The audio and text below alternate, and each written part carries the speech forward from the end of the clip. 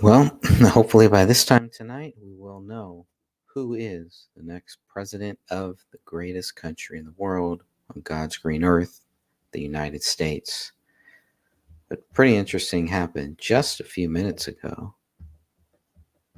Joe Rogan. Joe Rogan endorsing Donald Trump. This just after Elon Musk made the case for 45 during his 2.5-hour sit-down interview on Rogan's podcast today. So two major endorsements, Megyn Kelly and Joe Rogan, at Monday night, right before the election. Click here to subscribe to the Fox News YouTube. Climate problems are increasing. Cold and snowstorms are becoming a problem. Don't worry, the portable kinetic molecular heater is here. Joining me now, Donald Trump Jr., Executive Vice President of the Trump Organization. Don, it's good to see you tonight. Okay, we are getting ready for President Trump's final speech here. At any time, at any moment, it is going to happen. You can see, if I can do this here, you can see it is about to happen moments away. Grand Rapids, Michigan. And then it's all over. And we'll see. He will never have another rally as a presidential candidate, according to what he says. Who knows? You know how things change here. But this is kind of the end of an era here. So either he's going to go into the White House after this. Hopefully, obviously he won't be in there till January, but hopefully we'll know within the next 24 hours. I think that's what we're all looking for. So at any time here, the schedule for 5 p.m. He is a little late, but this is his fourth rally. He did 4 rallies today. So he flew from Pennsylvania, flying over here to Michigan. So he's here.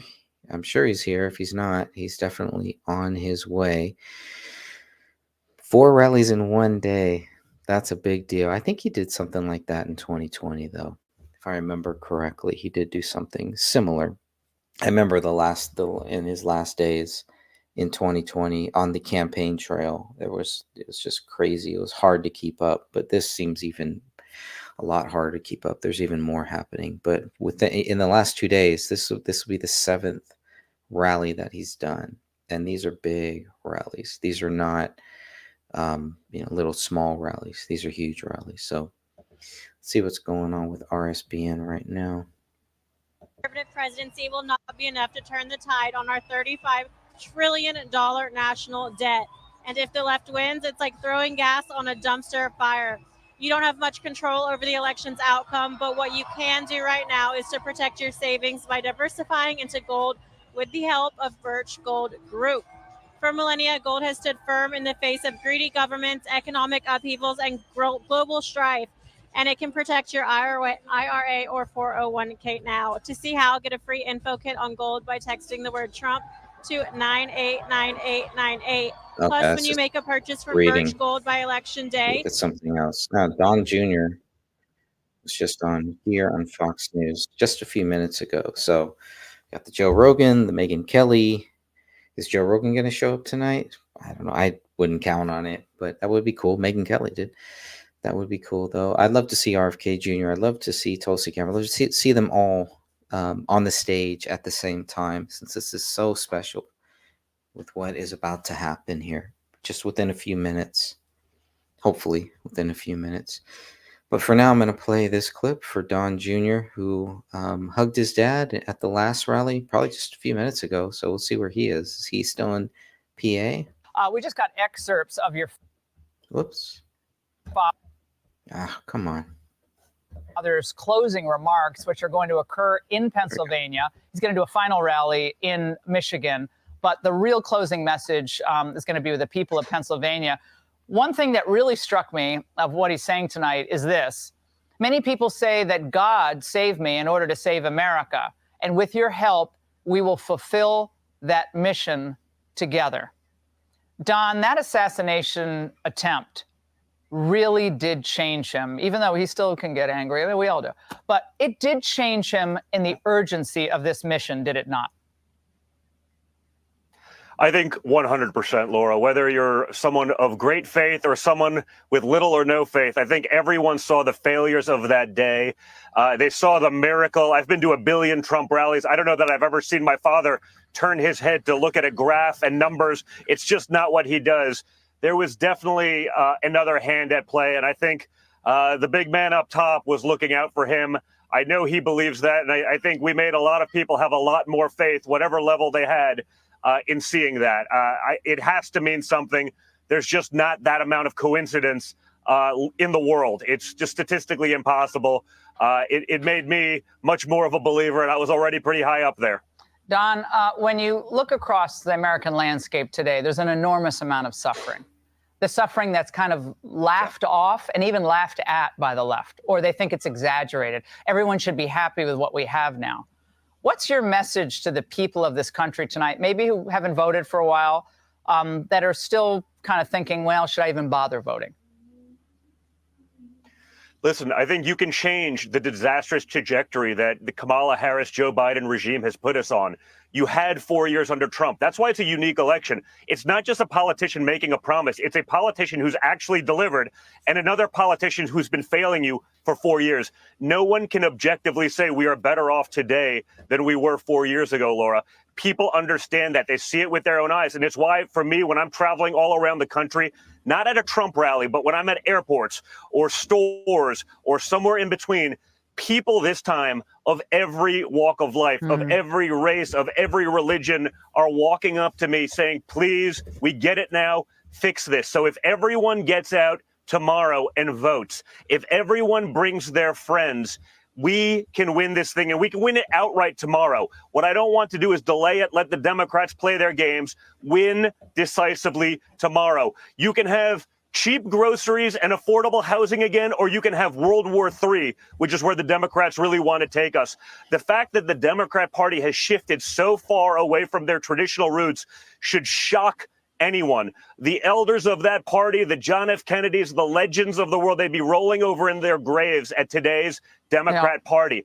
Understand them when they tell you who they are, believe them, and then go bring your friends and vote for Donald Trump tomorrow so we can end this nonsense once and for all. Yeah, it's your country. I mean, you can't complain about it if you don't vote. Now, Don, there's one message from Kamala Harris that I want to share with you, her closing pitch tonight. Watch. Our campaign has tapped into the ambitions and the aspirations and the dreams of the American people. We are optimistic and excited about what I don't know how will anybody do together. It is takes this time lady for a seriously. new generation of leadership in America. I mean, she's not 30. She's acting like President Trump is the sitting president right now. Like he's sitting in the White House and we got to get him out. She talks about turning this page, but turning the page from what? Turning the page from the same thing that she's brought us here. Yeah, we want to turn the page. And so you kind of expect her when she talks about this, we are not going back. We are not going back. Yes, she's talking about 2016 through 2020. When you think about it, what about the last 4 years? I mean, shouldn't we be going forward here, or shouldn't we be making some progress? But it's so crazy when you think about it that to go backwards, to go back to President Trump is to go forward, right? What is that? 2 steps. We're going to take 2 steps back, 3 steps forward, right? Something like that.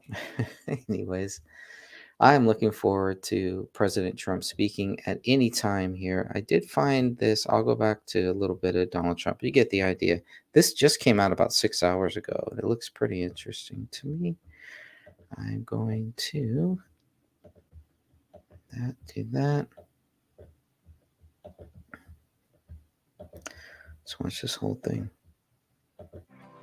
What will we do with this moment? How will we be remembered? Look at the opportunities before us. This election really isn't about the left versus the right. It's about we, the people, choosing our government and the choice between freedom versus tyranny. Nobody has a chronic disease burden like we have.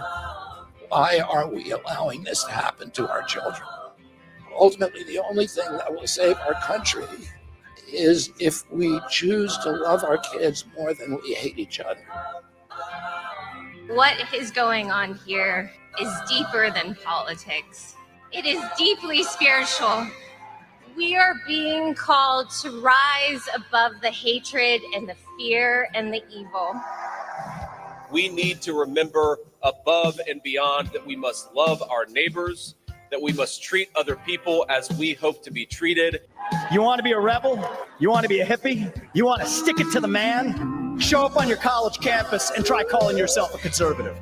America is going to reach heights that it has never seen before. The future is going to be amazing.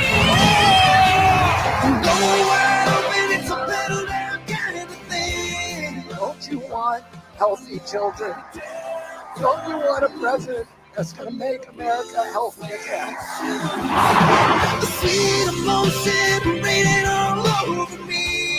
I come to you today as a former Democrat. I will be a first-time Trump voter tonight.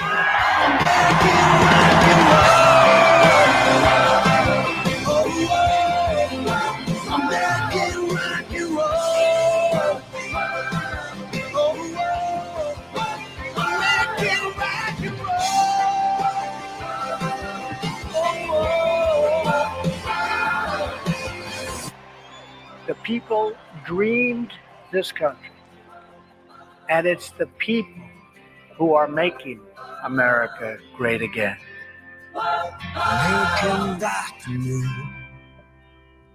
Wow. It's pretty powerful stuff there. And that is the team. So that's option one. Option two is more of the same thing you've had for the last 4 years. Those are the choices. And that was a very powerful thing. I love that song. I never heard that song. I don't know. Is that a new song by Chris Rock or is that an old one? But definitely going to add that to my playlist here. That's the dream team right there. That sums up the whole book. It's a great way. It's a great way to end it. That is the closing statement right there. That is it for this dream team. It's all in God's hands. Whatever God wants to happen is what's going to happen. But, oh, what could be. So in 2016, I was very timid and I really was shocked when President Trump won. I voted for him wholeheartedly, hoping he would win. Didn't really think that he would, but I knew that it was so important to vote. It's very important to vote. And I cast my vote in 2016 and hoped for the best, and he won. 2020, I got a little cocky. It was overconfident. Trump was doing better than he was doing in 2016. I just wasn't ready for that much voter fraud. I didn't understand everything that was happening due to COVID, the way they changed laws, the way that the states changed the voting process, which obviously, if you looking at the bigger picture, you can see why we should at least question, is there a conspiracy? Was there a conspiracy in 2020? And is it related? How big is this thing here? Because looking at the video that I just saw, you can see where we're at now. All of these people joining forces because of what has happened, starting with John F. Kennedy's murder. RFK Jr.'s there. September 11th, the wars. Tulsi Gabbard's there. The censorship, buying Twitter. Elon Musk is there. Vivek Ramaswamy, the future of the party. He's there. The young gun, the young kid, the Nightwing, the Robin to the Batman. J.D. Vance, that kind of Thor character there. It's just you got everybody. You got everybody. It's a great time, and if this is all we get, I got to be okay with that. Did the best. You showed up. You fought hard. And now it's in God's hands. I would love to say it's in the people's hands. I would love to say that we are going to have a fair and balanced election either way. And for people who question it in 2016, I see nothing wrong with that. There's nothing wrong with questioning, did Trump really win in 2016, or was that meant to be? Was that part of the whole voter fraud scheme too? And how long has this been going on?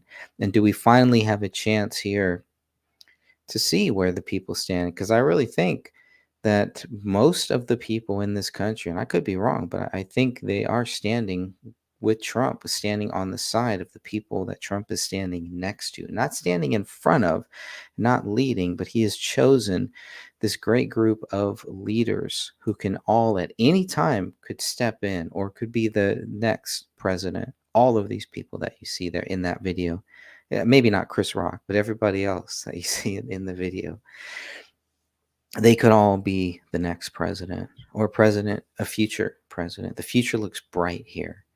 And it is kind of like that Tony Stark passing the baton to somebody else, or however you want to say it. But this is Trump's last run, and he's made that clear. This is it.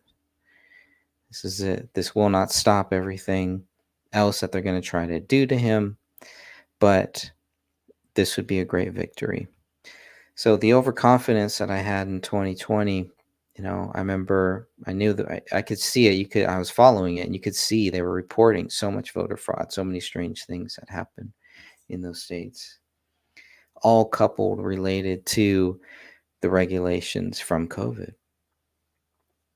And how could you not at least question and say, is there a connection? Is there a tie between all of this? So the kind of defeatist mode that I had in 2016 when I cast my vote for Trump, really thinking Hillary Clinton was a shoo-in, she was going to win. That's what they wanted. That's the candidate that they wanted, and that was it. And then I was pleasantly surprised when Trump won. And so I'm hoping, I kind of have that same feeling like I had in 2016, where it's kind of doom and gloom, and it looks like the fix is in, the fix will be in, and we're going to get Kamala Harris in there for the next 4 years. That's what it looks like. But that's what I thought in 2016.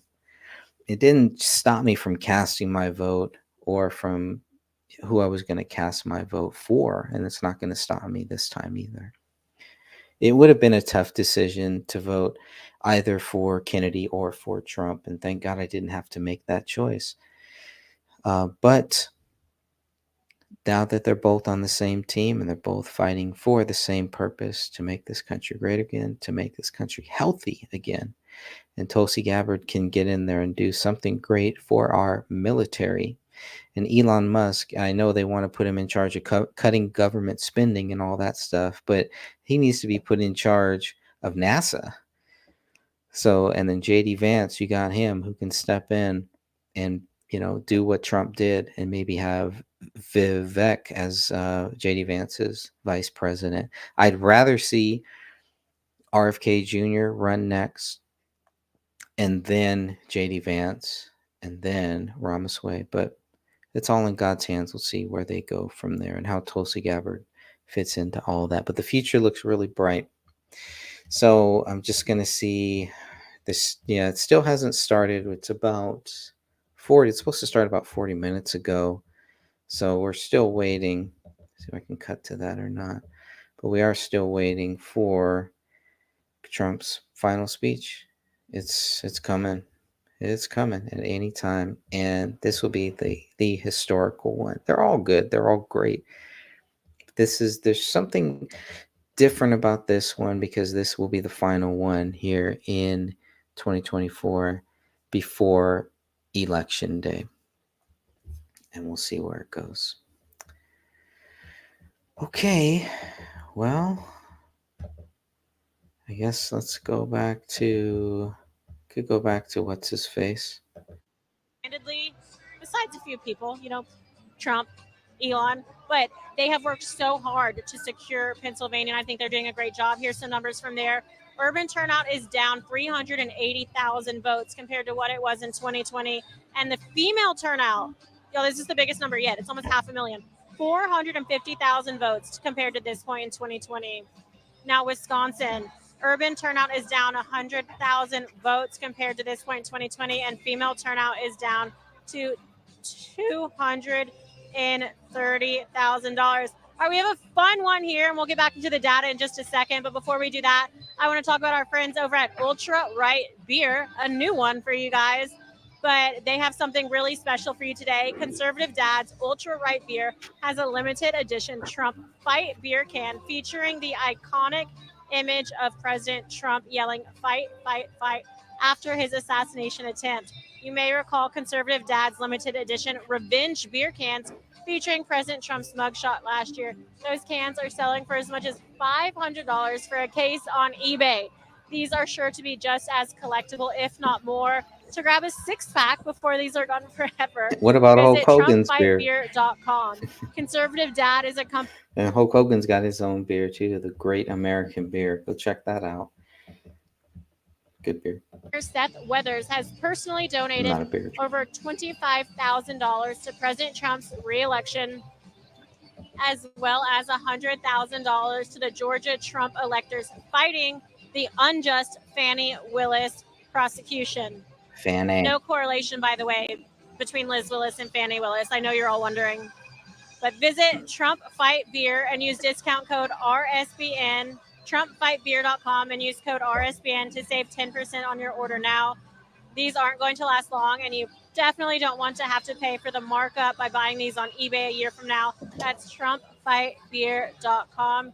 You guys check it out and let us know what you think. And finally, shout out to our friends at American Finance. The Federal Reserve has Boy, okay. We got it. We get it. We get it. Let me go back to some of this. Don Jr., probably about a half hour ago or so.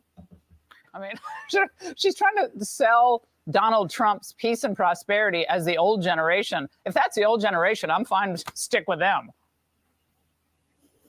Yeah, the notion that Kamala Harris, who's been number 2 in charge of our government, is somehow an agent of change is laughable, unless, of course, you understand what it is, which is she is an agent of change for the worse.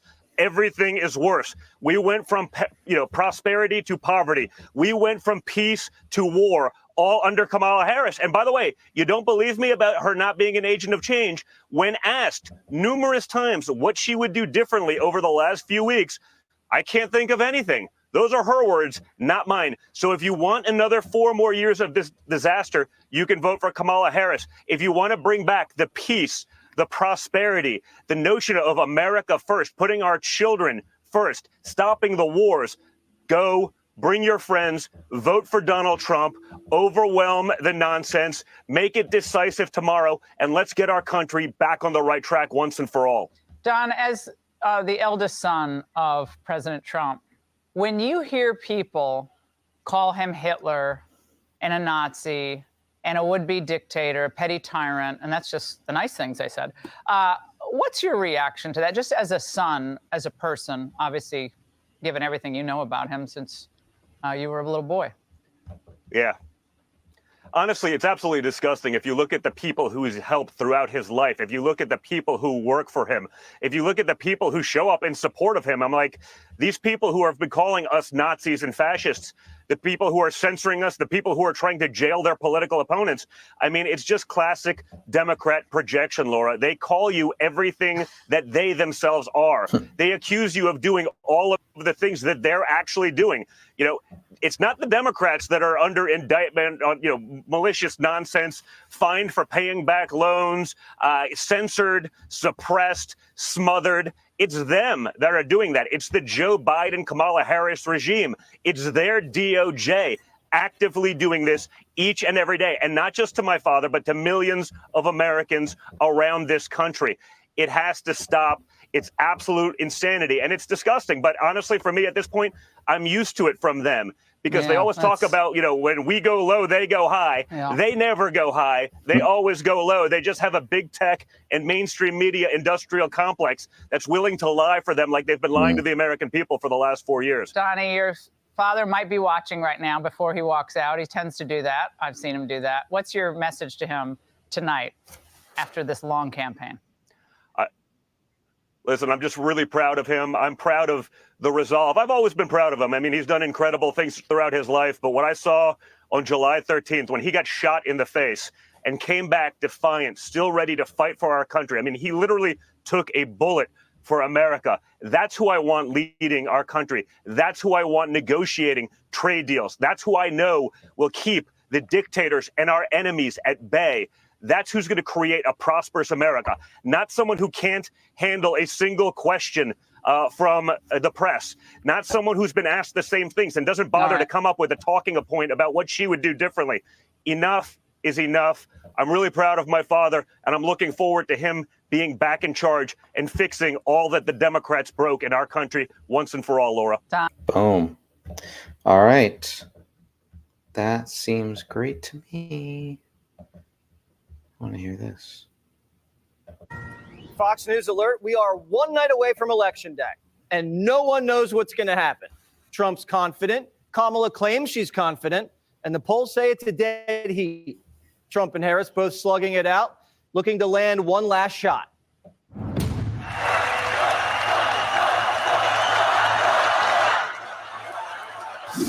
Are you better off now than you were 4 years ago? Together, we will fight, fight, fight, and win, win, win. Let's get out the vote. Let's get out the vote. Let's get out the vote. Let's win. I love Gen Z. My plan will be about cutting taxes Jay-Z for workers and and middle-class families and small businesses. Kamala talks about fixing the economy, but why doesn't she do it? Kamala broke it, and I will fix it, and fast. We are fighting for a democracy right now. And we love Are our we? democracy, and democracy can be a bit complicated sometimes. America will be bigger, better, bolder, richer, safer, and stronger than ever before.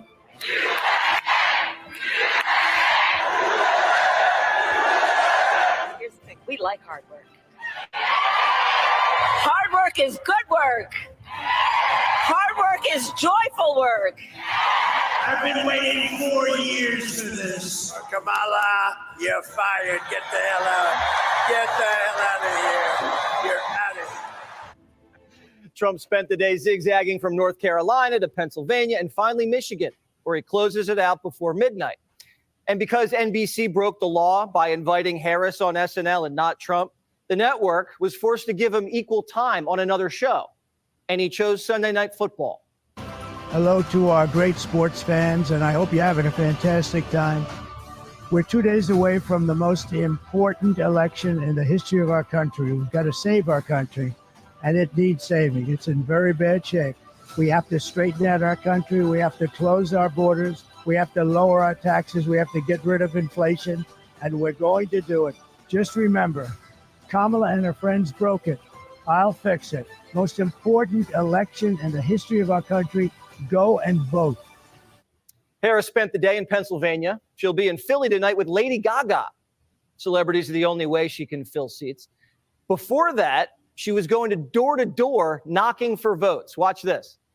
You can sell this $5 spatula on Amazon and compete with hundreds of other spatula sellers, or you can sell digital products on Amazon and compete with almost no one. You see, I use a brand new Amazon platform that's banned the sale of physical products. Yet without me buying or shipping inventory or storing anything, Amazon's still paying me over $40K a month. You see, everything I sell is 100% digital, so the products live on my computer or laptop. And the crazy part is, I didn't create this system. Carla taught me this. Carla, why don't you tell them more about it? I'm going to show you a way to potentially make money by pairing Amazon with the power of AI without ever selling physical products. And I promise you've never heard about this before. I just created some. How are you? Maria? Hi. I'm a happy yes. Go on. And, you know, Dave, it's the day before the election, but I just wanted to come by and say I hope to earn your vote. Talk about ending the campaign with a whimper. I almost feel bad for her. Both candidates have spent the most time in Pennsylvania. the Keystone State, seems to be the key to victory. The race in Pennsylvania, according to the polls, is tied. It's also tied in Michigan and Wisconsin. Harris can't afford to lose any of these states because Donald Trump's ahead by at least a point or two in North Carolina, Georgia, Arizona, and Nevada. It looks close, but the Trump campaign feels good about where they are because of the early vote. For the first time in history, Republicans are ahead in the early vote. That's in person and in mail ballot combined. They're ahead in Arizona, Georgia, North Carolina, and Nevada, and have cut Democrats' early vote lead in Pennsylvania by half. We'll have more inside information about the early vote later in the show, but the Trump campaign says women and urban voters are down from 2020, and rural voters showing up big. The Democrats are counting on a big turnout on Election Day, which historically rarely happens for them. They're relying on enthusiasm tomorrow, but we haven't seen any enthusiasm so far show up in their early vote. And it has David Axelrod worried. So what I'm worried about is you're counting on some women who are independent Republican women to come out and vote for Harris. Is that going to materialize? Is the gender gap going to be what you need it to be? Are minority voters going to come out in the numbers of African-American voters in particular? And are you going to get the margins that you want there? So there are a lot of open questions. This race is filled with uncertainty. Republicans worked their tails off registering new voters and putting together a ground game over the last few years. And we're already starting to see the results. The polls say the race is tied, but there's still a lot we don't know. I think the pollsters are getting this wrong. We're all missing something because they're giving us the same poll over and over again. They're telling us we're watching a basketball game where every play is a jump ball. Somewhere, somebody is missing something. I think I'm not going to call it a wave, but I think there's a wavelet out there of Republican enthusiasm and registration. Wall Street, who pays guys millions of dollars to know things before they happen, is seeing the same thing. The expectation today is that Donald Trump will win the White House in just a few days. We'll know shortly. Wall Street isn't always right, though. But even our good friend Chuck Todd is predicting a Trump win. This is not the beginning of something nor the end of something. We continue to be in the middle of something. We are about to do something we haven't done since the 19th century, and that is we just finished 2 straight one-term presidents. The likelihood of this being a one-term presidency is high, not low, because we are a country that has been voting against. We voted against Hillary Clinton in 16 and got Trump. We voted against Trump in 20 and got Biden. I think this is another vote against election, not a vote for. This race really started with the raid. Biden sending the FBI to turn Trump's house upside down rallied the Republican Party around him. After that, it was overkill. Indictment after indictment after indictment. Even a mugshot. Then unconstitutionally excessive fines and a 6-week show trial. Trump's numbers began to skyrocket. Biden was in trouble, so he gambled and called for an early debate. A gamble he lost so badly he lost the nomination. The Democrats stripped Biden of his delegates and forced him off the stage with a gun to his head. Meanwhile, guns were loaded for Trump, and 45 nearly died in Butler. The assassin was put down by the Biden administration. They stonewalled. Investigators seized the shooter's phones, burned his body, and still to this day, we know nothing. Kamala inherited Joe's war chest, and the Democrats forced her onto the party and manufactured a bounce that began to fizzle this fall. The more she exposed herself as someone who couldn't really be taken seriously. The more we saw of Kamala, the less we liked her. And when she said there wasn't really anything she'd do differently than Joe Biden, that may have been the beginning of the end. But the more we saw of Trump in ways which we've never seen him before, McDonald's drive-through window and taking out the garbage, America became comfortable again with the idea of returning the former president to the White House. But the machine kept coming. Oprah, Michelle, Barack, Bill, Hillary, Bruce, Beyonce. 60 Minutes, biased moderators, a list of hoaxes longer than a diner menu. But the October surprise was Scranton Joe, who wouldn't go down quietly. His strange outbursts and oddball behavior reminded America of the mistake we'd made and the woman who'd went along for the ride. Democrats' frustration boiled over, and the last 2 weeks we saw them insult not just Republican voters, but their own voters. As the machine broke down, they began calling us un-American, fascist garbage who needed to be smacked in the ass. And Democrats who didn't agree were sexist race traitors who should have lied to their spouses and vote for Harris if they wanted any chance of getting lucky in bed. How does this all end? We don't know. It's not over yet. But this may have been the most iconic campaign in American political history. The rest of the story hasn't been written. That's up to you. If you didn't vote early, tomorrow's your day. And if enough of you do what you need to do, we could know the winner on election night. Imagine that. Click here to subscribe to the Fox News YouTube page to catch our hottest interviews and most compelling Imagine that. analysis. We can imagine it. You won't get it anywhere Well, else. we are still waiting. Jump over here. Yeah, we're still waiting for Trump to go live. It will be any minute right now. This will be the last one. This will be it. So curious to see what he's going to say, what he's going to do. But I'm just going to play a little bit of this here. On just one of his platforms alone, he's got 13 million subscribers. So that's a pretty big L for the Harris campaign, but massive dub for President Trump, and we love to see it. All right, let's get back to some of these swing state statistics. We've got 3 more that we hadn't gone through. I think I did the first 4 for President Trump. We had him winning Nevada. We had him winning Arizona, Georgia, and North Carolina. That leaves Michigan, Pennsylvania, and Wisconsin. Michigan, they actually have going to Kamala with 63% and 37% to President Trump. Interesting because the polls here say otherwise, but we'll see how this all plays out. Pennsylvania, they have going to President Trump with 57% of the vote and Kamala with 43% of the vote. And then finally, you've got Wisconsin with Kamala Harris at 58% and 42% of the vote. So that's got President Trump winning 5 of the 7 swing states. I want to say thank you to our friends over at AMAC during this critical election. There's a lot on the line for all Americans. That's why it's more important than ever to stay informed and join a community that stands for your values. AMAC, the Association of Mature American Citizens, is the leading conservative voice for Americans 50 and older. Members receive a subscription to the AMAC magazine, exclusive discounts on a wide range of benefits, free resources, trusted news, and so much more. President Trump said it best when he said, I think AMAC is great. Anytime now, we are going to see Trump. I'm going to go look at what is happening on Fox Business. You can see, I guess Kamala Harris is also doing she's doing a rally right now too. I don't know if I want to go and look at that. Let me see if there's anything there. That's hard to watch. That would be very hard to watch for me. I probably would not want to do that. Oh, Oprah's on. Oh, look at this. Oprah's there. Okay. Oprah is speaking right now.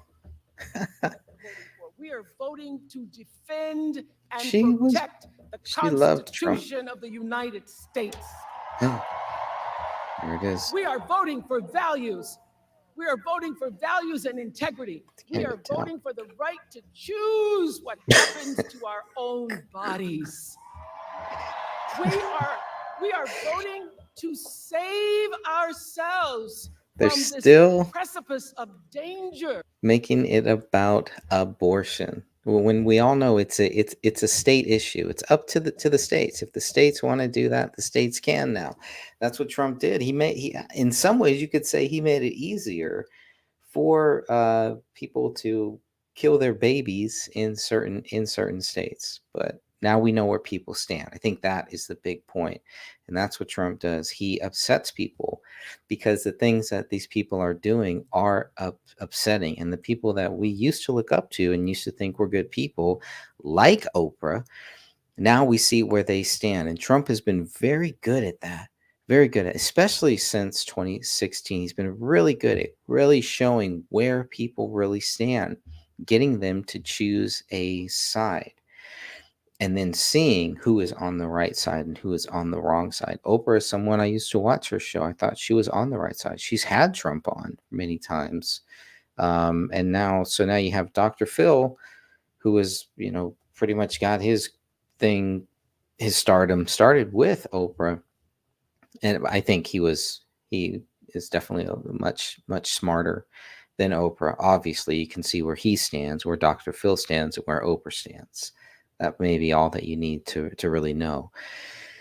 So I'll play a little bit more of this lady, and we'll go from there. Maybe she's going to give everybody a free car.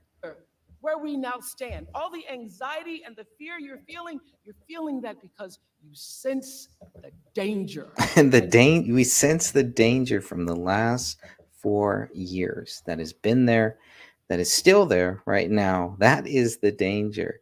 If the last 4 years were so great, who cares? You wouldn't worry about danger. People would just vote for Kamala Harris, and that would be it. But they sense the danger because it's the danger that has been created in the last 4 years, not under Trump. The only danger they have is that Trump may come in there and mess up whatever they have going on. And yeah, they should be fearful of that, and they should be scared of that. They should be scared that we may have 4 good years. That for these people, I don't know how it is going to affect them. You can look at what's happening within our country right now. And do we really want 4 more years of this that we see? She does. She does, because it doesn't affect her the way that it affects the regular average person. You change that with your vote. We are voting for healing over hate. Now, I believe in this promise of America. America has been the greatest country in the world for me. I believe that if you and I and the voters you see on the stage show up for our country tomorrow, if we answer that call that President Kennedy made more than 6 decades ago. How dare this lady? She actually brings in Kennedy. She's going to bring in John F. Kennedy when Kennedy's nephew is with Trump. I mean, this is crazy. This is all they have, because the Democrat Party, the Kennedy Democrat Party, looks nothing like this. This lady is so out of touch. So out of touch. This is what happens when you live in those little bubbles and people, you just surround yourself with yes men and yes women. I don't know. Maybe I shouldn't say that, because I don't know her. I don't know what she goes through. I don't know what she does or anything. All I can do is look at their actions, and by their actions, we will know them. I don't see good actions here, and I don't see somebody who really understands where a Kennedy would stand. Now, there may be some Kennedys, but obviously you got over 200 Kennedys, maybe even more at this point, and growing. But there's something different about RFK Jr. because he was there. He was in the White House. He was named after RFK. And he has a very strong relationship, and not just even that. It's his accomplishments in the environmental industry, his accomplishments as a lawyer, and standing on the front lines, going to jail, protests, showing what a real protest looks like. Not these fake protests that we have seen. RFK Jr. has done real protests for real reasons. And that's something that a lot of people will remember. And even though he has lost a lot of friends, maybe family, those people, some of those people that were with him during those tough times, some of the people that he's helped out, they won't forget that. And you may not hear about them because they may not be on this Oprah level. All that Kamala Harris can do is bring out the same fake people. And I don't know how that's going to help them, but I understand it because that's all they have. They have nothing else. They cannot offer the people anything else. And unfortunately, I don't think they're so out of touch. I think they just don't realize putting Oprah on here and these other people, it's not going to help them. I don't believe it's going to help them, but we'll see. We'll see what happens tomorrow. Only God knows for sure. Will see us. She sees us, and she will do her mighty best. Trump sees you too. To serve all of us. I believe She hasn't though. She hasn't. She's had that chance, and it's just wild. You can do that. The enthusiasm isn't there, but they're just going through the motions. And this is the same. This is why I think a lot of people were turned off with Clinton, with Obama, with Bush, you could. I mean, it's just Clinton. Keep going back and back. It just all seemed fake. It all seems staged. And here we have another stage thing going. And then you look at Trump, and it just feels different. It feels real. It feels raw. It feels like it's real people. So I don't know. And I know she can do that. How does she know? Yes, she can. Yes, she can. And to say it and sing it and drive that message home, put your hands together for Will I Am. Okay, I'm out. That's enough for me. Okay, they're going to bring out all of these people. Do what you want to do. I don't know what to say. I'm just hoping Trump will take the stage soon, please. Because waiting is torture. Some of us have to work tomorrow. Well, man, and blowhard Sean Hannity. The Fox News just put out another video with Sean Hannity. So who is this? Let's go to some local news. This is cool. I don't get a lot of local news on here. Let's go see what they're saying over here on the local news. We got to go 1080p and show them a little love. This is it. It is the final day of the campaign trail before Election Day, and former President Donald Trump is holding his last rally right here in Grand Rapids at the Van Andel Arena. And that's where we find political reporter Rick Albin. He is there live. Rick, Trump is still on the way. Just like he has for his first two runs for president, he ends up here in Grand Rapids. And just like both of those times, this rally will go well into Election Day in all likelihood.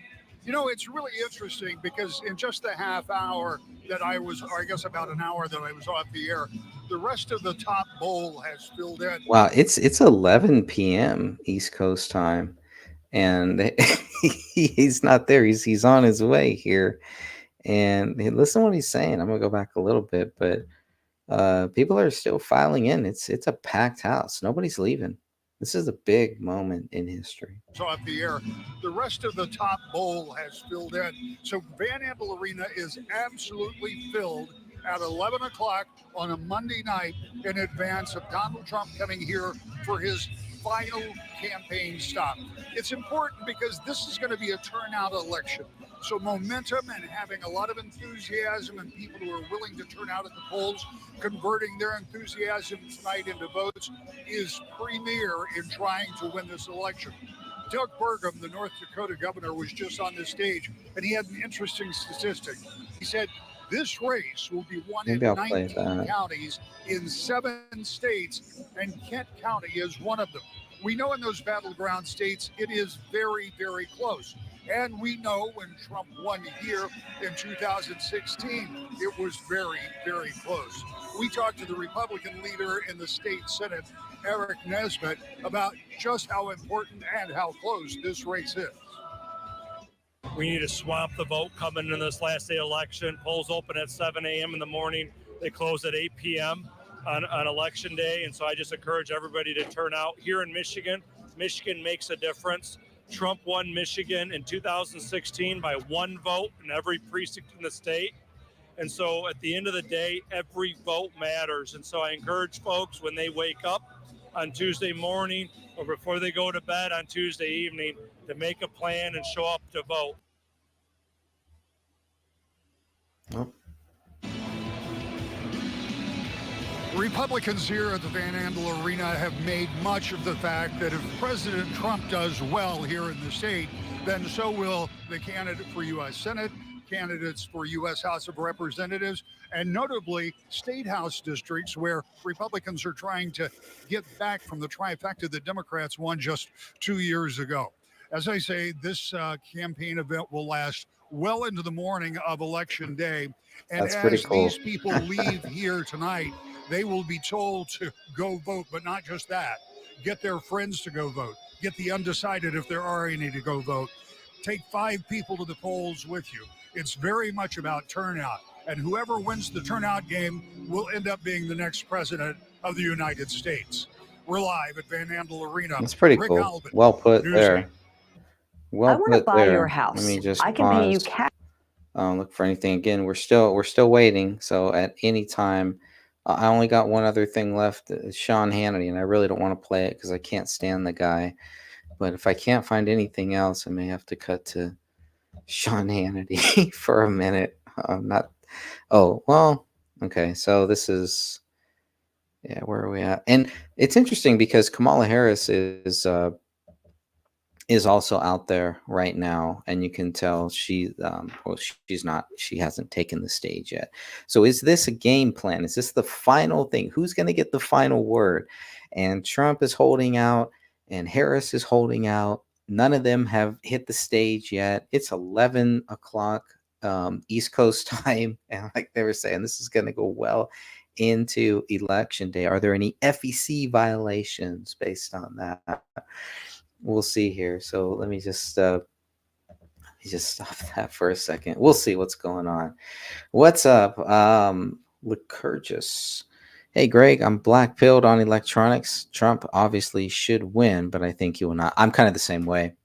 I'm really right there. I really that's my biggest fear, is that what happened in 2020, we're going to see it again. There's a billionaire who owns Twitter now, renamed it X, who said you should never have voting, any digital voting. It should be paper ballots counted that same day. And he said he could hack into these things. It's not difficult. This is what I learned in 2020, how easy these digital voting tabulators, how easy it was to hack into, and how they were on the internet and public internet, not through a VPN or anything like that, from what it looks like. I'm still waiting for the litigation. That litigation may go on for a very long time, but I'm right there with you. That is my biggest, and I've never heard that term, black pilled on elections. You'll have to explain more to me what that means, but I can understand that part because it looks like they're already going to see it. They've already seen it, and there was even some posts, I guess, that accidentally came out once again, that showed that Kamala Harris already had Kamala Harris winning in certain states. So I don't know if any of that's true. I didn't see it live on TV. I don't have cable TV, so I obviously didn't see it. But this black pill thing, that's an interesting term. I haven't heard that term yet. That's a fascinating term, and unfortunately a very accurate one. Remember when Joe Biden said that we're going to have a dark winter, and we did. So in the debate he did, one of the debates, I don't know if it was the first one or the second one, they only did two in 2020, but I specifically remember that, and it stuck out to me when Biden said we're going to have a dark winter. And with him, yeah, we had a few dark winters, many dark winters with that guy. That's a fascinating one. I haven't heard that one, but unfortunately, that's my biggest fear too, is that yes, they're going to find votes where they need to find votes, and it's going to be close. That's why they keep saying it's going to be close, going to be close, going to be close. It should be a landslide, just like in 2020. It should be a landslide. Here's one thing that we should both look out for. Since it sounds like we're both kind of on the same page, let's see if Trump did really good. I need to look up these stats. How many votes did Trump get in 2016? Because he got more in 2020, right? He got 65 million in 2020. How many did he get in 2016? I'm sure we could look it up, no problem, within a couple minutes. But let's look at how many votes will he get in 2024. I think that will be telling, because if it's a continual and he gets more each 4 years, and they just try to rig, I don't know, but we'll see. Like I said, it's all in God's hands. Whatever God's plan is, if there's fraud, we will find it. If there's fraud on the other side, we should be open to that too, by the way. But I think in a fair and balanced election, I think Trump will win. Unfortunately, I'm not enthusiastic about a fair and balanced election until we get back to paper ballots, one-day voting. So I'm curious to see how this early voting thing goes, because we're at like 80 million people who have already voted. I think that's out of like 250 eligible voters or something like that, not including the illegal aliens The illegal aliens, we're not counting them yet so far. But if you count them, and if you count all the dead people that are probably going to vote in 2024, that's where we'll really see how it goes. But thank you for that point. Give me some things to think about. I'd much rather think about your point that you're making here than have to think about Oprah and that catastrophe, or even be tempted to go back to the Kamala Harris speech. But I am curious now to see if, are they both waiting the other one out? Do they both want to have the very last word? They both want to go last, and only one can. Who will end last, right? So we will see how all of that goes.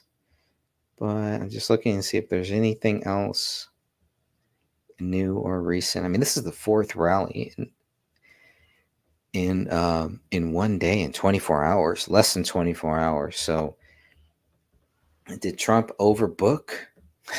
Did he actually do that? 4 speeches. That is a lot. I can't find anything else I could play. So I'll play some of the governor's speech, and if I can't find anything else, I got to play some of the blowhard. I really don't want to, but let's take a look. Let's take a look. Governor Youngkin, I think his name is. I don't know too much about this guy, but let's see what he's got to say. Why not? We got time. Apparently, I'm going to have another 2 hours to wait for Trump, who's fashionably late again. But he has a good excuse this time. At least his excuse is really good. He's done 3 rallies. He needs a bathroom break. Part of history. Yes, you are. This is a historic evening. How many of you were here 8 years ago when President Trump? Raise your hand if you were.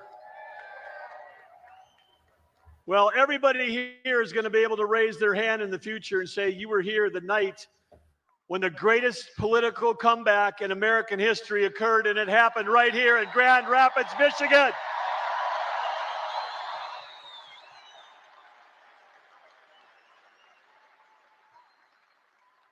I've got a simple little quiz for you. It's multiple choice.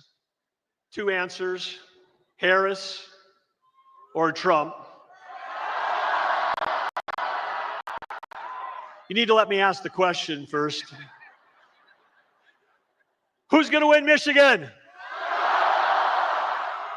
Who's going to win Michigan? Who are we going to send back to the White House? Yes, that's right. That's what's going to happen. Everyone tells you that this is the most important election of their lifetime, but this one actually is. And the other thing that we need to understand is, well, it is a national election. There are over 3,000 counties in America. This election is going to be decided tomorrow.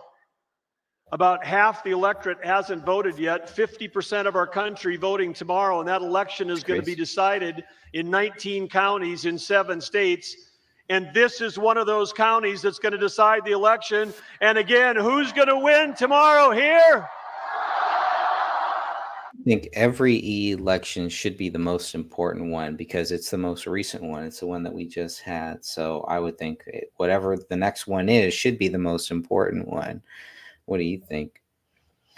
Early voting is 11 days prior these days in the SF Bay Area. Is that normal? I don't think that's normal. No. Early voting, this is the first year I've seen the early voting the way that they're doing it now. You had like where you could mail in, mail in, they would send you it and, I saw that. But what they're doing this year in all of these different states seems a little bit more dangerous. And I don't know why the Republicans are pushing it. I hope it works in their favor, but I got a pretty bad feeling about this. I got a bad feeling about this about everything.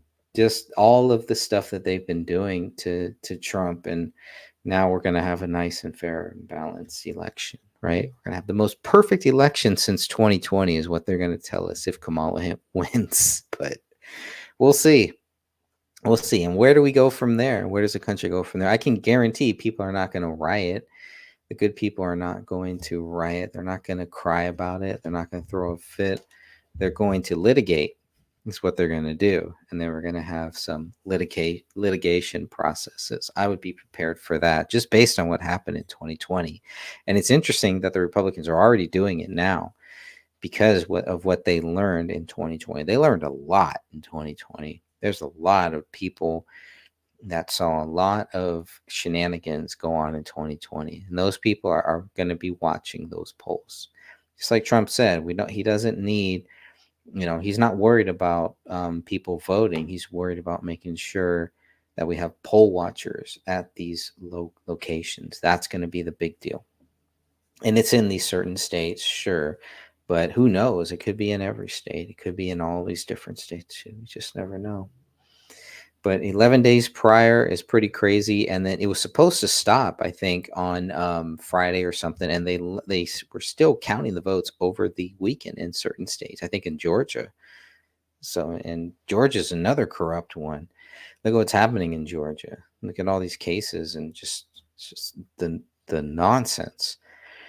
In some of these big counties like Fulton County, the corruption is massive. So we'll see what happens, but I'm curious to see how many votes Trump actually ends up with when it's all said and done. And I think it's going to be higher than what he got in 2020. And I think that'll be a big, big sign about what happened in 2020. We will see for sure. I agree. Why give the Whopper computer 11 days to get? Exactly. Why give them so much time there? So I guess they're also able to kind of monitor those votes. So I think the thought process is, well, we can watch it for longer.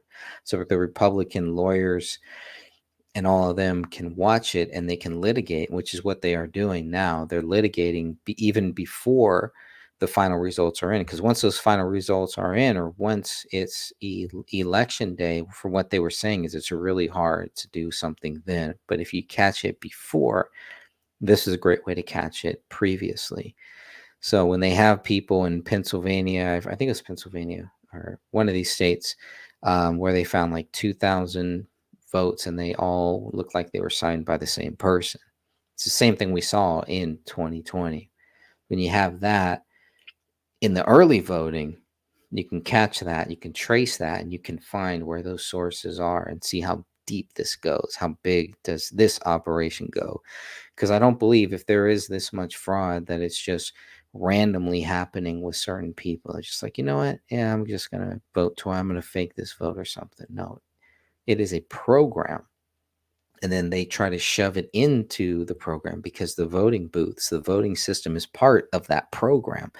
But if you have paper ballots that you can count and then recount, what's wrong with that? I mean, why do we ever move away from that? Trump brought that up the other day. It's like, how do we go from one day voting and we can know the results that same night to we do digital voting, which is supposed to make the voting process smarter, better, faster, quicker, and we have to wait longer? It doesn't make sense unless it's exactly what you're saying. Why give the Whopper computer 11 days to gear up? And we both know the answer to that. We know the enemy that is there. You can clearly see it if you are looking. So let's see. I'm just going to make sure Trump, it looks like he's probably about to come on here in a few minutes. Oh, okay. I'm going to play this. This is cool. They got a wrestling clip going up here. I got to play the wrestling stuff. Sorry. Have to at some point. Filed over 10,000 tax returns. They specialize in helping people. As the chairman of the WWE. All right. This is interesting. You mentioned copyrights only because now TKO Sports owns the WWE, right? WWF. Back then they owned that, which is pretty much Dana White. And there you go. So they can use this for these purposes. All Trump has to do is make a call to Dana White. This is fine. Now, for the rest of us, I don't know how that's going to work out. I mean, come on. Give us a break here. It's a historical night, but that was awesome to watch. I love that moment. That's one of my favorites. That is something. They didn't focus on Trump's punch was the worst. That was horrible. That was like the worst wrestling punch ever. But and I guess no, Trump held the beer, but he did not drink it. For some reason I always thought he drank it, and as he was drinking it, Stone Cold gave him the stunner, but didn't even wait for that long. So it was great. If you haven't heard Austin's clip about that, there we go. There we go. All right. Well, yep. There it is. Now I see it. Okay. Well, we'll see. We'll see if people can see this or not. I don't know. Please let me know if you can or if you can't. But there it was. So I'm going to, not go there anymore for sure. But that was great. We'll see how that goes. That sucks. That sucks if that gets a strike for it, but it might. I don't know. I turned away from it, but yeah, I should have listened to you. So looks like it's back. Looks like I'm okay. I don't know how that's gonna work out. We'll see. We're still waiting. We are still waiting for Trump here. Come on. Some of us have to work in the morning. How long are we gonna wait here? That was worth it. To watch a little wrestling was worth it for me. So they got me. Yeah, you're right. They got me. But we're back. I don't know. All that will probably get cut out. All of the Stone Cold Stunner stuff. You would think they would want to keep it in. You would think they would want people to see Trump getting stunned, right? They spent all this time doing what they do against Trump. So you would think they would be happy with that, to make sure that people see that and associate him with wrestling and all that, with Vince McMahon, the same way that, they're trying to associate Puff Daddy with J-Lo and with Kamala Harris and all the same cast of characters, Jay-Z, all of these ludicrous people. All right. Well, I don't know. Looks like they've cut away from that. Let me see. Already been lit. Even 4 years of a conservative presidency will not be enough to turn the tide on our He's just reading from a $35 script. trillion national debt. And if the left wins, it's like throwing gas on a dumpster fire. It's hard for me You to don't have much listen control because over she's the just election's reading. outcome, but what you can do right now is to protect. See if there's anything here.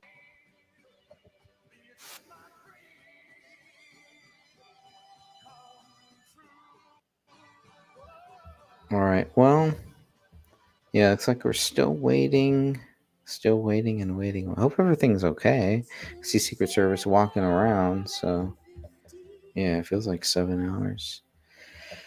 Well, I guess I will have to play some of this guy. I really don't want to, but while we're waiting for it, let me go find something else. Maybe I'm sure there's something I can. It is election night. It is election day in America. But breaking moments ago, as we were just discussing, Joe Rogan has now officially endorsed Donald J. Trump for president. We'll have more on this in a moment.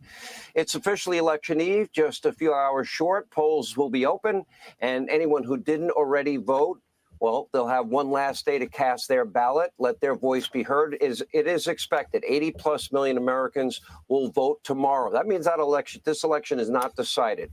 Mark my words, it will be decided now by what we call turnout. Now, I've been saying to people, especially if you live in Georgia, North Carolina, if you live in Pennsylvania, Wisconsin, if you live in Michigan, if you live in Arizona, Nevada, treat your vote like it will be the deciding vote this election. If you look at the polls and for what they mean, whether you trust them or you don't trust them, this race has razor-thin margins in these key swing states. Your vote will absolutely matter, and you couldn't have two more distinct visions for the future of the country. In these swing states alone, your vote is going to be particularly important.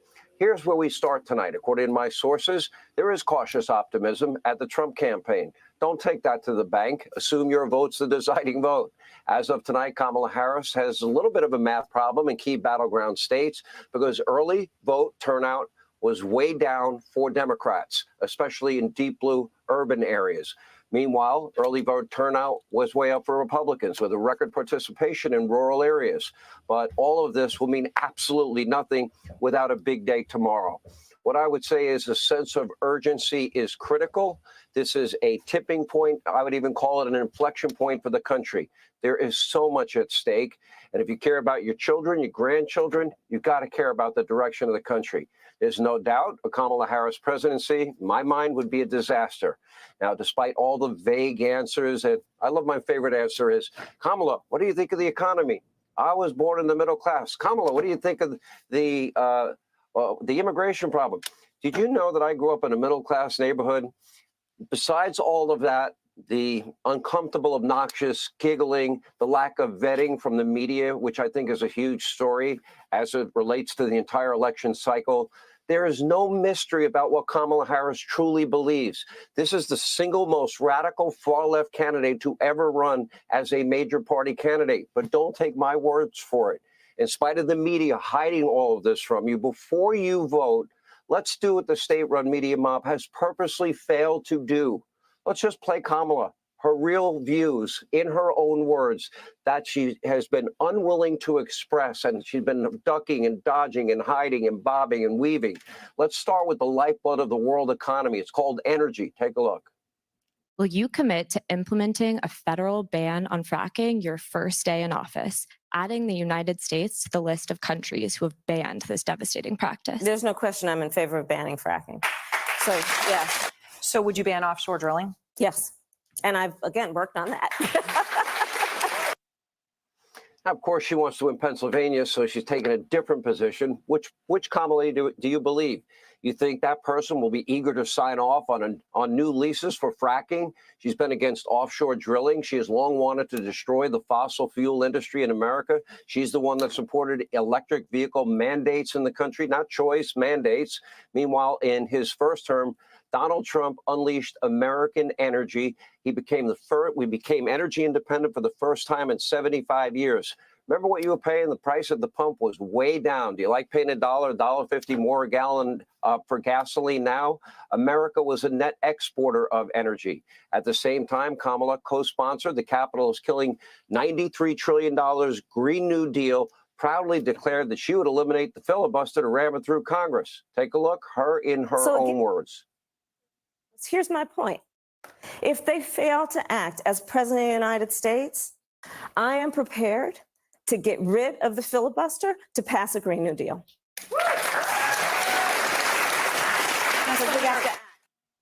Why is she not running on what she really believes? She co-sponsored that bill with Bernie Sanders in the U.S. Senate. Let's be clear. That Green New Deal would implement full-fledged socialism, statism, Marxism, pick the word of your choice into the U.S. It would cost a whopping $93 trillion, allow the government to control the means of production in several major industries, and spell the end of capitalism and the end of the American dream. And by the way, capitalism, the greatest wealth creation system ever designed by mankind. But Kamala thinks it's a great idea. So great that she wrote the bill in the Senate. Now, Kamala's track record on the economy is absolutely awful. Take a look. Fighting inflation is one of our administration's top economic priorities. Was it wrong to consider inflation transitory? I mean, these price spikes seem like they're going to be with us for a while. We have to address the fact that we got to deal with the fact that folks are paying for gas, paying for groceries, and need solutions to it. She's promoting policies like saying that every single carbon emission in the country, every car should be. Climate problems are increasing. Cold and snowstorms are becoming a problem. Don't worry, the Portable Kinetic Molecular Heater is here. The Portable Kinetic Molecular Heater is a NASA technology that has been used to protect the Mars rover in extreme environments. The unique dual-ring suspension system activates the rotational movement of molecules to generate kinetic energy, preventing water molecules from freezing and heating up the environment at the same time. For use in vehicles, it automatically senses cold start, quickly melts snow and de-ices, and is solar or USB rechargeable with a 15-minute charge that lasts up to a month, making it suitable for a wide range of vehicles. It also extends to your home, heating up to 600 square feet of space in 5 minutes, saving you money on your electric bill and avoiding repair costs such as roof damage. Customers have praised it as an excellent choice to protect yourself from snow and ice, enjoy warmth, and open a new chapter of comfortable and environmentally friendly life. Eliminated within the next 11 years, everything from a 70 to 80% tax rate. Do you agree that she could possibly, in this ideology of the socialist left, could splinter your party? No, I think that she is challenging the status quo. I think that's fantastic. We've got to increase the corporate tax rate. We also have to increase taxes for the top 1%. And that part of that is going to be about repealing that tax bill that they just passed. And also looking at estate taxes are going to have to go up. By the way, now she's saying on day one, she's going to deal with inflation and that she's going to fix the border that she's been telling us for 3+ years is secure. Wasn't day one January 20th, 2021? And talking about a 70 to 80% tax rate, okay, on top of a tax on unrealized capital gains, a capital gains hike in and of itself. Of course, she has vowed to let the Trump tax cuts expire. That means all of you will pay higher taxes. Remember, Trump lowered taxes for all Americans with those tax cuts, but who benefited? The middle class and minorities in America. Meanwhile, Kamala thinks Bidenomics was a great success. You wouldn't change a thing. Take a look. All that, ladies and gentlemen, and everyone else, that is called Bidenomics. That is called Bidenomics, and we are very proud of Bidenomics. And as today's jobs numbers make clear, Bidenomics is working. You probably forget, but under Donald Trump, inflation was non-existent. Under Biden and Harris, prices have gone up more than 20+% on average, but Kamala just doesn't seem to notice the record-setting inflation. Okay, he's live. Cutting to it right now. This looks beautiful. Don't hear any audio.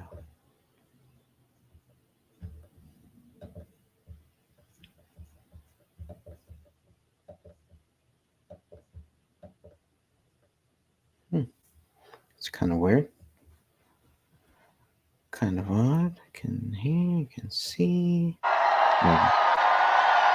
Thank you very much. This is unbelievable. It's unbelievable. Think of it. This is it. This is the last one that we're going to have to do.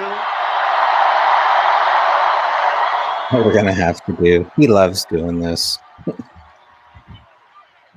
He'd do this all day long. And doing 4 of these in one day is a little difficult, but not really, because the love in every one of them has been incredible, just like this. So it makes it a lot easier. And I want to say a very special hello to Grand Rapids. It's been a special place. Remember, 2016,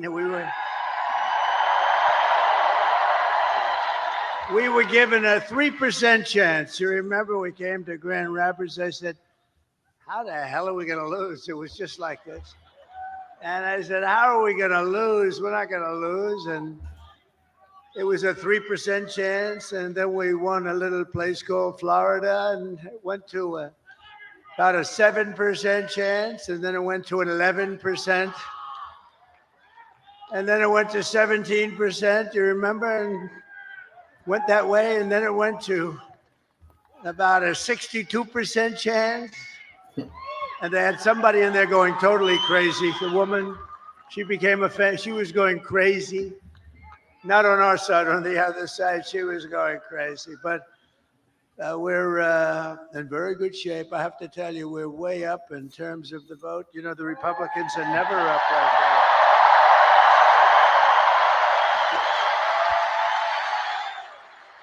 And I don't want to talk too much about it because I really want you to just assume that it's sort of even and you're going to turn out tomorrow and we're going to blow this thing away because, you know, we're leading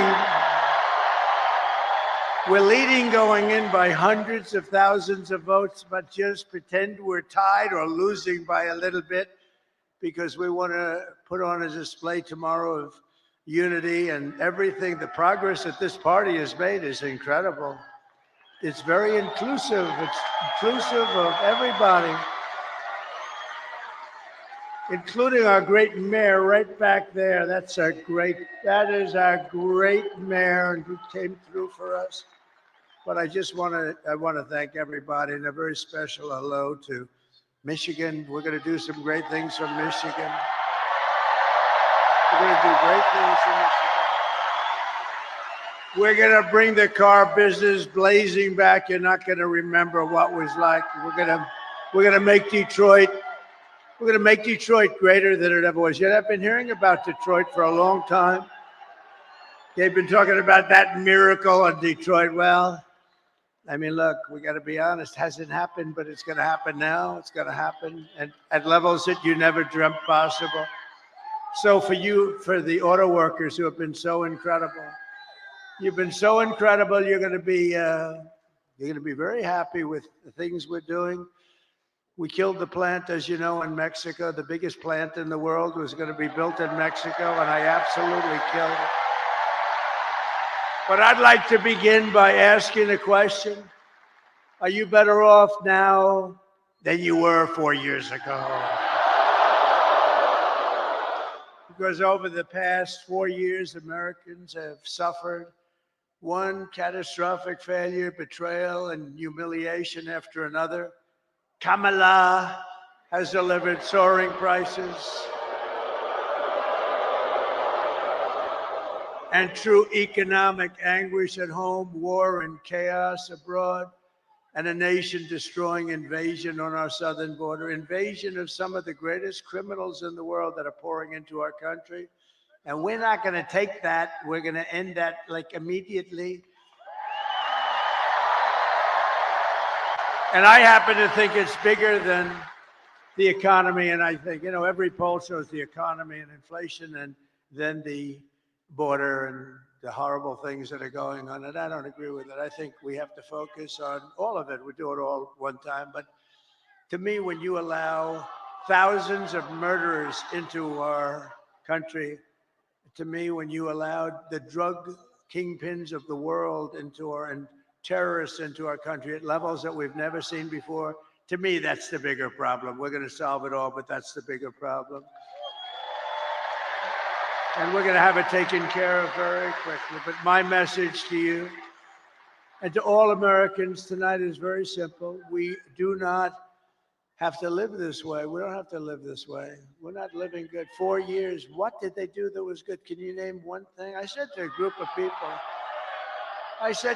of people, what have they done? Everything's a disaster, including nobody even knows how to. Supposing President Xi of China wanted to call to ask a little question about war or Taiwan or anything, who the hell does he call?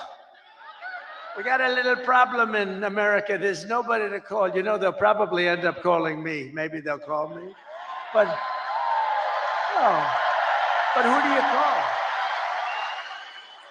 And remember, they ripped that presidency away from Joe Biden. Say what you want. We're not fans of Joe Biden. I spent $150 million on him. We went through the convention. We never mentioned Kamala. Nobody knew who the hell she was. And all of a sudden, they picked Kamala, even though she was in last place. She came in number 13. They had 12 plus Kamala. She was considered the 13th. But then they wanted to be politically correct, so they picked Kamala. And they called her Harris, and nobody knew who Harris was. Like, call Harris. Who's Harris? Who's Harris? Weird. It's a very nice name, but it's a strange name because nobody knows who she is as Harris. So we have to call her Kamala. But she was the least popular. She got no votes. She lost in the primaries to Joe Biden and everybody else. She was the first one out. She quit. The first one, 22 people. She left. She never made it to the great state of Iowa. Never made it. And now we're running against her. But she's been exposed. She's been exposed. She's a radical left lunatic who destroyed San Francisco. But we don't have to settle for weakness and incompetence and decline and decay. That's a nice word, decay. That's what's happened. That's a nice word, decay. Can you imagine? And nobody will question it because it's true. With your vote tomorrow, we can fix every single problem our country faces and lead America, indeed the world, to new heights of glory. Going to need, think of that statement, how beautiful that is. New heights of glory, that's what's going to happen.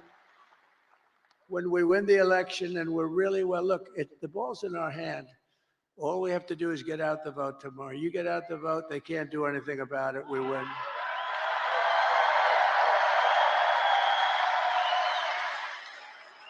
One of their top people just got on television. I was coming in and they said, these are not looking good, these numbers for them. This is very troubling. At least he was honest. No, all we have to do, if we get out our people, it's over. There's nothing they can do about it. It's nice when you have that, right? You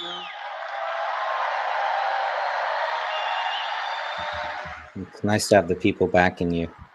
In other words, It's always good. to make you feel a little guilty, we would only have you to blame. But we put ourselves in an unusual position. Never happened where we're leading by hundreds of thousands of votes in the early stage vote.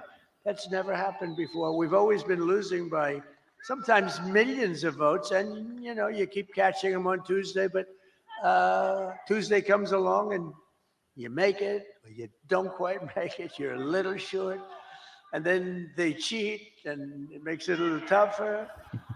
Because when you have open borders, transgender everything, high taxes,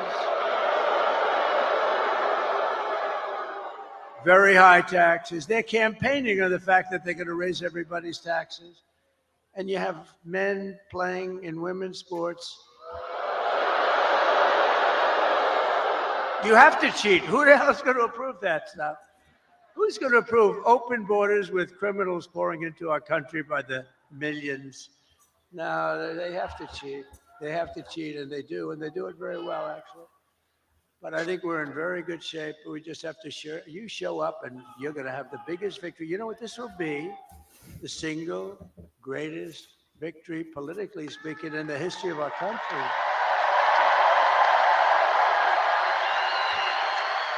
And when we win the election, only one day from now, do you know how that sounds? I started off saying, and when we win the election 4 years from now, that was terrible. That was so depressing. When we win the election 4 years from now. Then I said 3 years and 2 years and 1 year. Then I said 6 months, and I said, ooh, that's starting to get a little close. Here we And are. then I said 5, 4, 3, 2, 1 month. And then about 3 weeks ago, when we win the election in 21 days, it just seemed very far away. And now I say when we win the election tomorrow, can you believe it? Yeah. It's fine.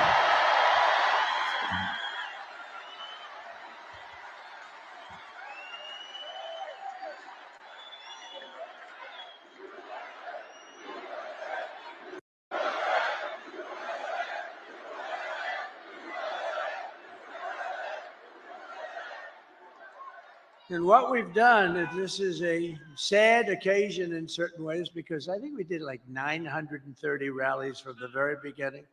That's a lot of rallies. And remember, if you make one slip up, and I'm a person, as you probably noticed, I have this beautiful speech. I haven't really even gotten to it yet. One of these moments, I'll start giving you some beautiful things to listen to, and honestly, some terrible things to listen to. Terrible. What's happened, what they've done to our country is horrible. Horrible. And by the way, don't you like a president that doesn't need to use a teleprompter? Isn't there something refreshing?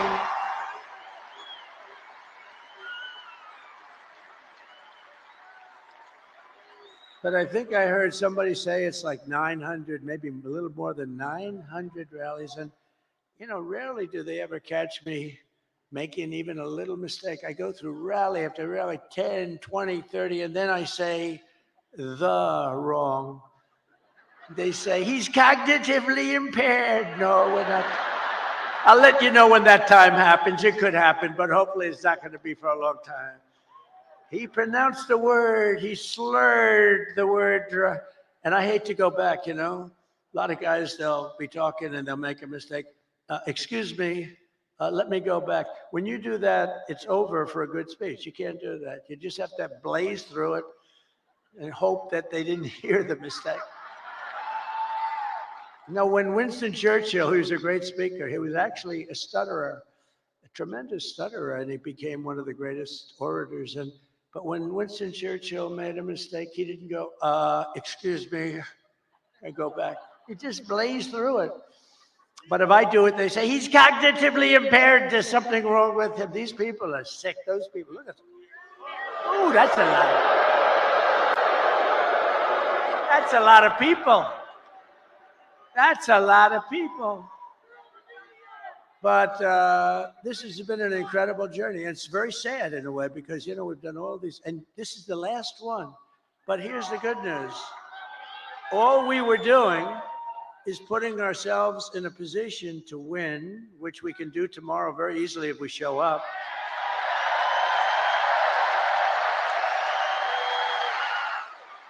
Just so you know, if we show up, they can't win. They can't. They mathematically can't win because they're so far behind. If you don't show up, I guess. But here's the one thing I will say. Show up anyway, but they have no enthusiasm.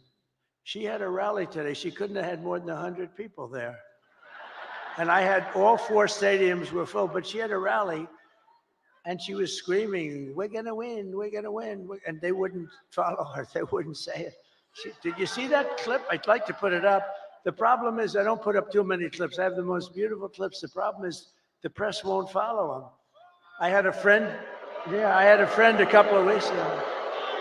We made these gorgeous clips, and actually gorgeous in one way, but horrible in another, showing the death of children and all the damage that they've caused with the open border.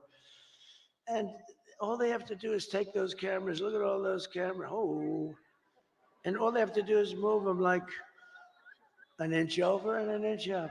I have oftentimes, well, not too many. I have oftentimes screens right behind me.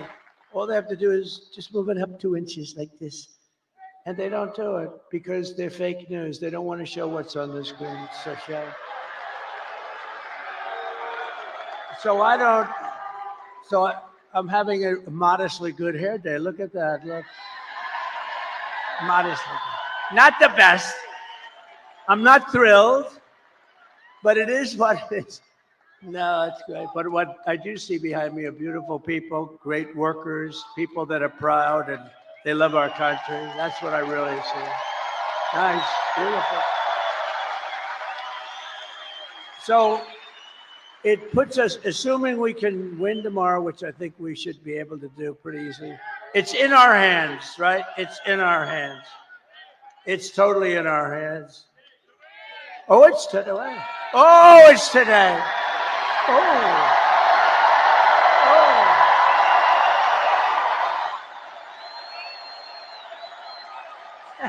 Thank you. That's today. Wow. Can you imagine a crowd like this at like 1 o'clock or some ridiculous time in the morning?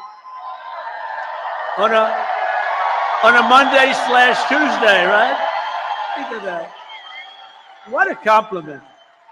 And it is, sir, she had nobody at these rallies. That's a poll. Look, Mr. Wall, look at Mr. Wall over there, this guy. It was always my ambition to buy a suit like that and wear it one time. Well, I came in a sanitation uniform last week, and that worked out pretty good.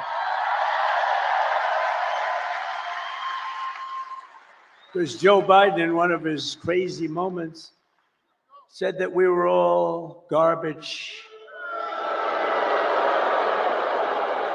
But they've shut him down.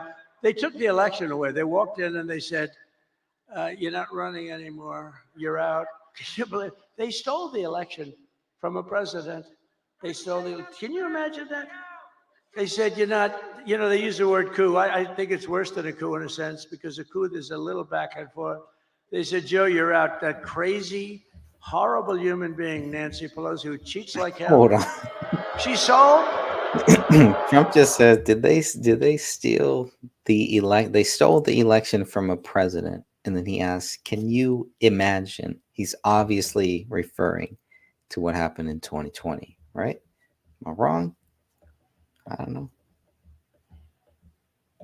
She sold, you know what she said last night? She said, and there's another guy, how do you explain that guy? They say, well, we'll get ready to start impeaching him. Now, how bad are people like that? They're just trouble for our country. They're bad, sick people. They took 2 impeachments and they wasted all that time and money and energy when we should be focusing on making America great again. They're horrible people. That's right. I mean, Nancy Pelosi started with nothing. She's worth $200 million. You know, she had a big position in Visa, and she sold it. And the day after she sold it, the Justice Department announced that they were under this massive investigation. You're a stock guy, right? They're under a massive investigation. So I don't know what happened, but I don't imagine the stock went up. History would tell you the stock went down. Did it go down a lot? It went down a lot. So they have this big position. She sells her stock. Hours after she sells her stock, they announce that Visa is under massive investigation. The stock goes tumbling down. She's a crooked person. She's a bad person. Evil. She's an evil, sick, crazy. Oh, no. It starts with a B, but I won't say it. I want to say it.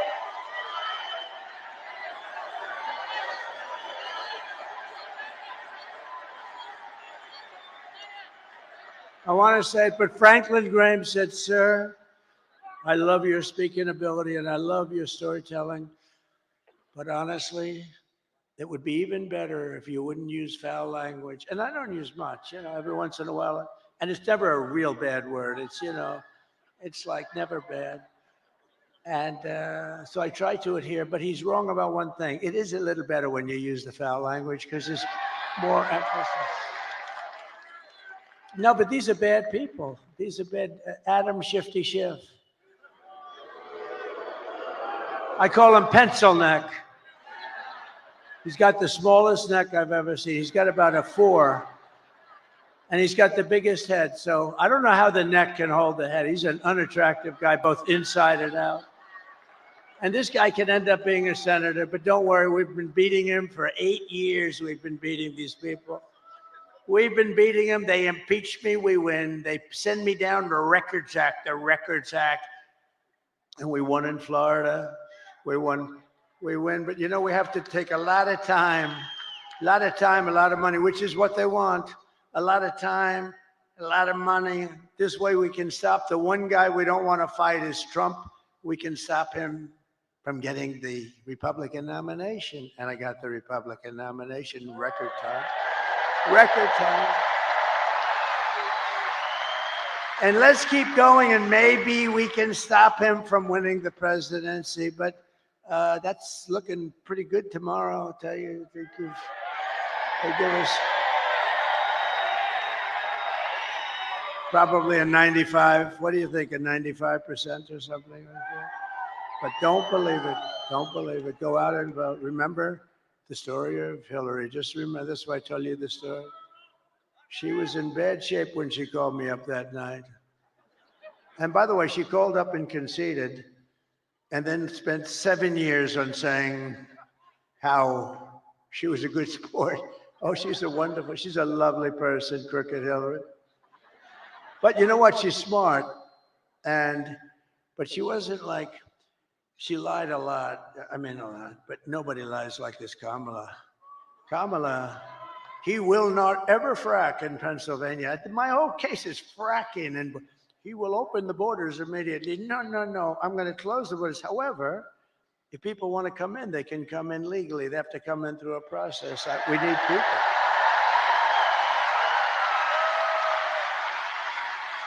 But Kamala is, this is known. She's a very low IQ person. And we don't need a low IQ individual. We've had that for 4 years, and our country's going down the drain. We're going to turn our country around. I will end inflation very quickly. You know how we're going to end it? By drilling and drilling and drill. Energy is going to bring everything down. Energy is going to bring it down. And I will stop the invasion of criminals coming across our border. I will strengthen our military. I will restore peace in the world. And I will rescue the American dream. We're going to have the American dream back soon. Together, we will begin the 4 greatest years in the history of our country. And we will launch the most extraordinary economic boom the world has ever seen. If you vote for Lion Kamala, you will have 4 more years of misery, failure, and disaster our country may never recover from. I don't believe that our country can take any more of this without just gone. I don't believe it can take any more. It's going to be, can't take this. This is abnormal abuse, And I heard somebody said the wall. I built 571 miles of wall, which is much more than I said I was going to build. And you know, it really worked. Walls work. 2 things work. What are the 2 things? Walls and wheels. They're the only 2 things that never get obsolete, right? Walls and wheels. A wall and a wheel. It's always going to be around. Other things, they have the beautiful computers.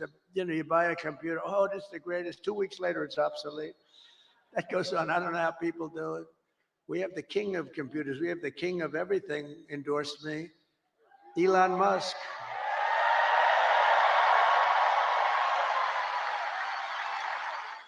And he brought that rocket ship down 2 weeks ago.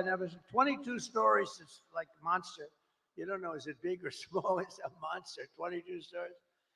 And you know that story, I've told it a couple of times. I love the story because I really, the best part is I'm talking to one of the most important guys in the world, and I say, wait a minute, could I just watch something? I see something on I have the television muted, right? I'm looking at this crazy rocket, and I saw it leaving a little while before, and it was all beautiful white. Now it's absolutely burned to a crisp.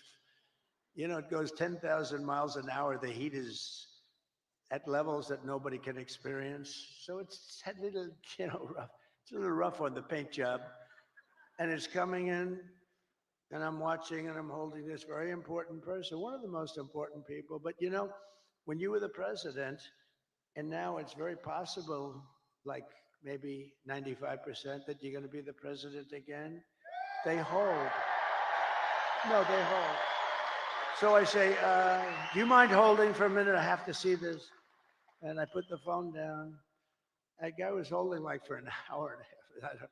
He never got off the phone. I wish he would have hung up. I would have felt better. Because I picked up the phone later. I said, oh, wow. Hello? Hello? He goes, hello. Anyway, but it was so exciting. So I'm watching it. And this monstrous thing is going down, right? And it's coming down. It's, first of all, it's doing all sorts of flips up in the air. I would not want to be on that sucker. I don't care how good Elon is. I said, Elon, you wouldn't get me in that ship under any circumstances. But it's coming down. It's a little rough. And now all of a sudden it starts to slow down as it gets to the ground. Then it starts to move over. Then it gets a little bit out of control. It looks like and the left part of the bottom is going to just rip that big gantry. That's this, you know, whatever the hell it is that holds it. And it's coming in. Oh, and I didn't know it was Elon's. I just assumed, you know, he loves this stuff. He's in a class. But it's coming in and it's going to rip the gantry. I say, oh, this is bad. This is going to be bad. I close my eyes. All of a sudden, wow, you have this massive flame coming out of the left-hand side of the bottom. It was these big jet engine. It pushes it away, and it's coming down, and then it settles into a plate, and then those arms grab it like you grab your baby, just like you grab your little baby. And it hugged it and just put it down, and there it was. There it was.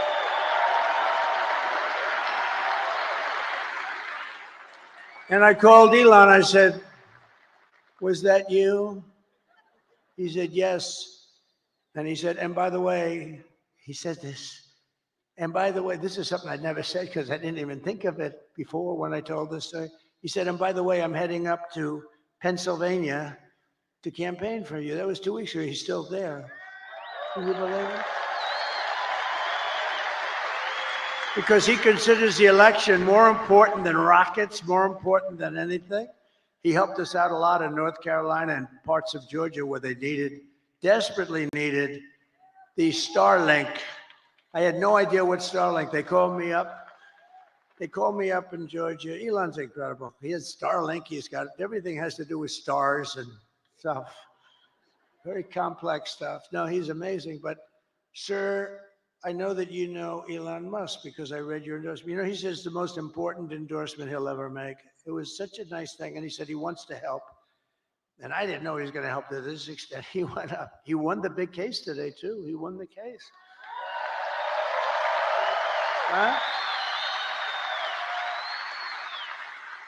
Because I don't know, he did something that I don't know what he was doing, but he did something with lotteries. And, you know, he's in a different, he's amazing. He's going to do lotteries and this and that and make your life fun. And he's having a good time. You know, he usually is in a lab and he's happy there. All of a sudden, he's escaped the lab and now he's out. And the public adores him.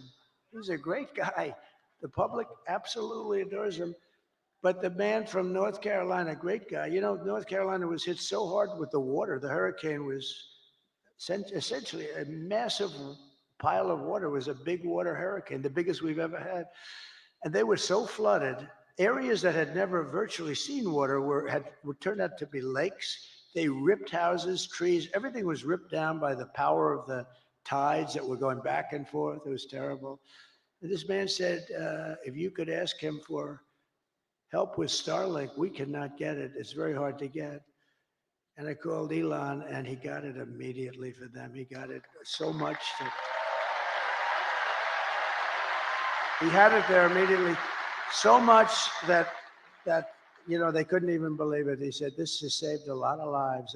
They had no communication in North Carolina, which, by the way, we're leading. In fact, somebody said, they picked up stakes. There's no more ads. There's no more. That's usually a good sign. That's usually a sign that they're not going to win.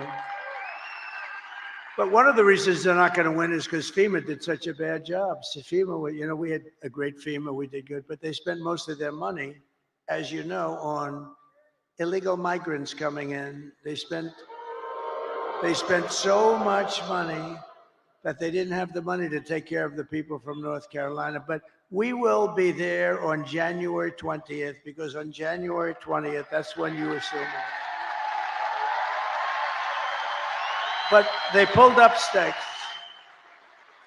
Historically, when you pull up stakes and stop advertising and leave, historically, you're in pretty good shape in this state. Is that correct politically? Because I haven't done this as long as some of the, as well, and as long as, well, I think I've done it better, actually, because I ended up being president, so I probably, but some of our great politicians have done this for a lot longer than me. So let me ask you, all of these senators, and when you pull up stakes and leave, historically, Doug Burgum was so incredible. He really is, isn't he? Is he a class act? His wife is much better. She blows him away, right? Catherine is much better. But Doug, when you pull up stakes and you stop advertising, doesn't that generally mean that it's over, right? It's over. Doug is cautious. He doesn't want to, he thinks it's a trick question. No, it means it's over. And I think it's over in a lot of places. I think we're going to see some incredible stuff tomorrow, but it won't matter. It won't matter as long as you go out and vote. Nothing's going to matter, because it's in our, you know the expression, the ball is in their hands, the ball is in our hands. They can't do a thing about it. And now you're going to go out there later today.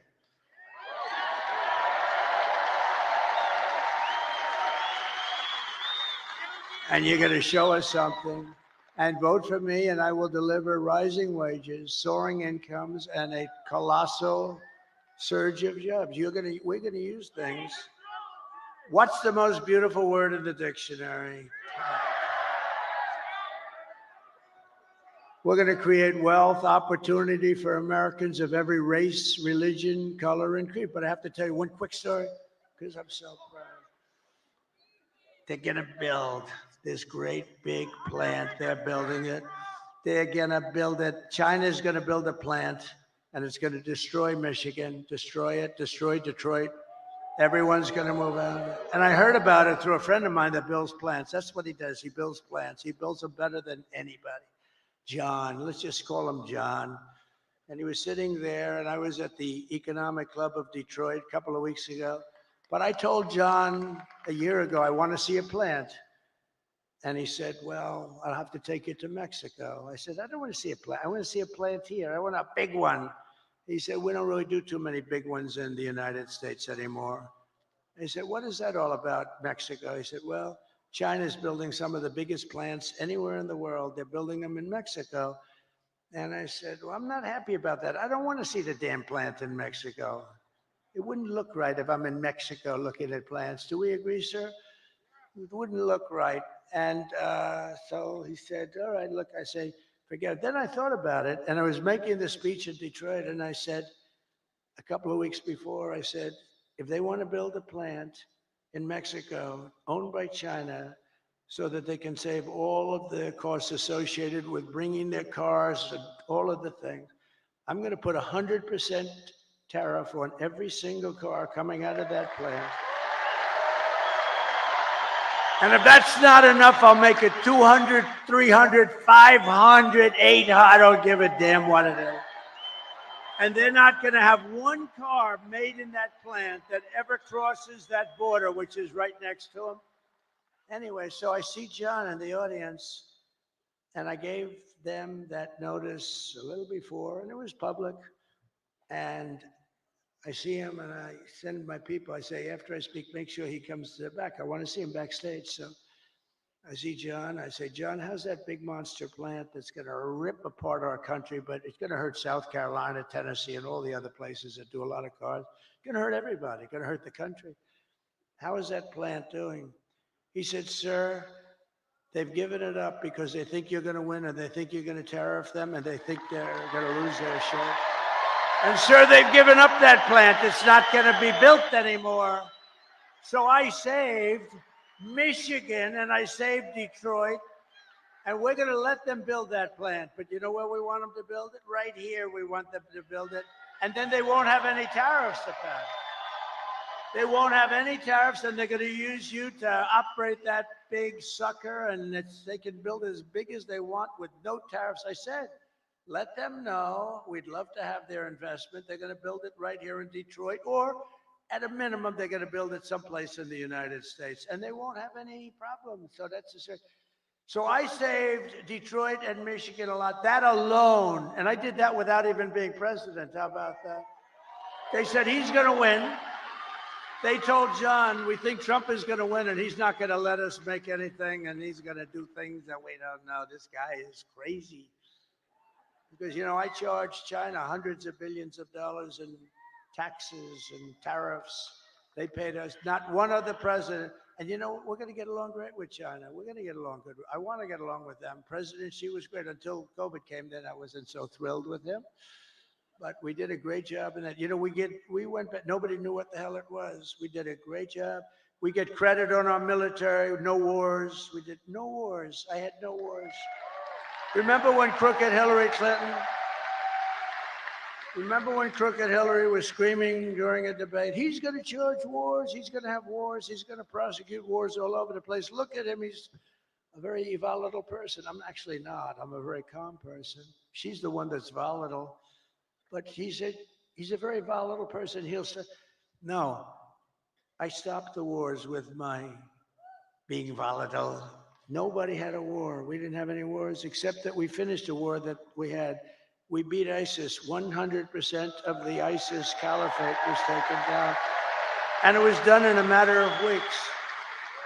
When our stupid generals, our terrible generals, you know, the guys up top, like Milley, like Kelly, real losers. Kelly was dumb as a rock. I'll never do that again. I let people, I say, give me a letter of resignation. Yes, sir. I would like to say, They said, just give me, Biden never fired anybody.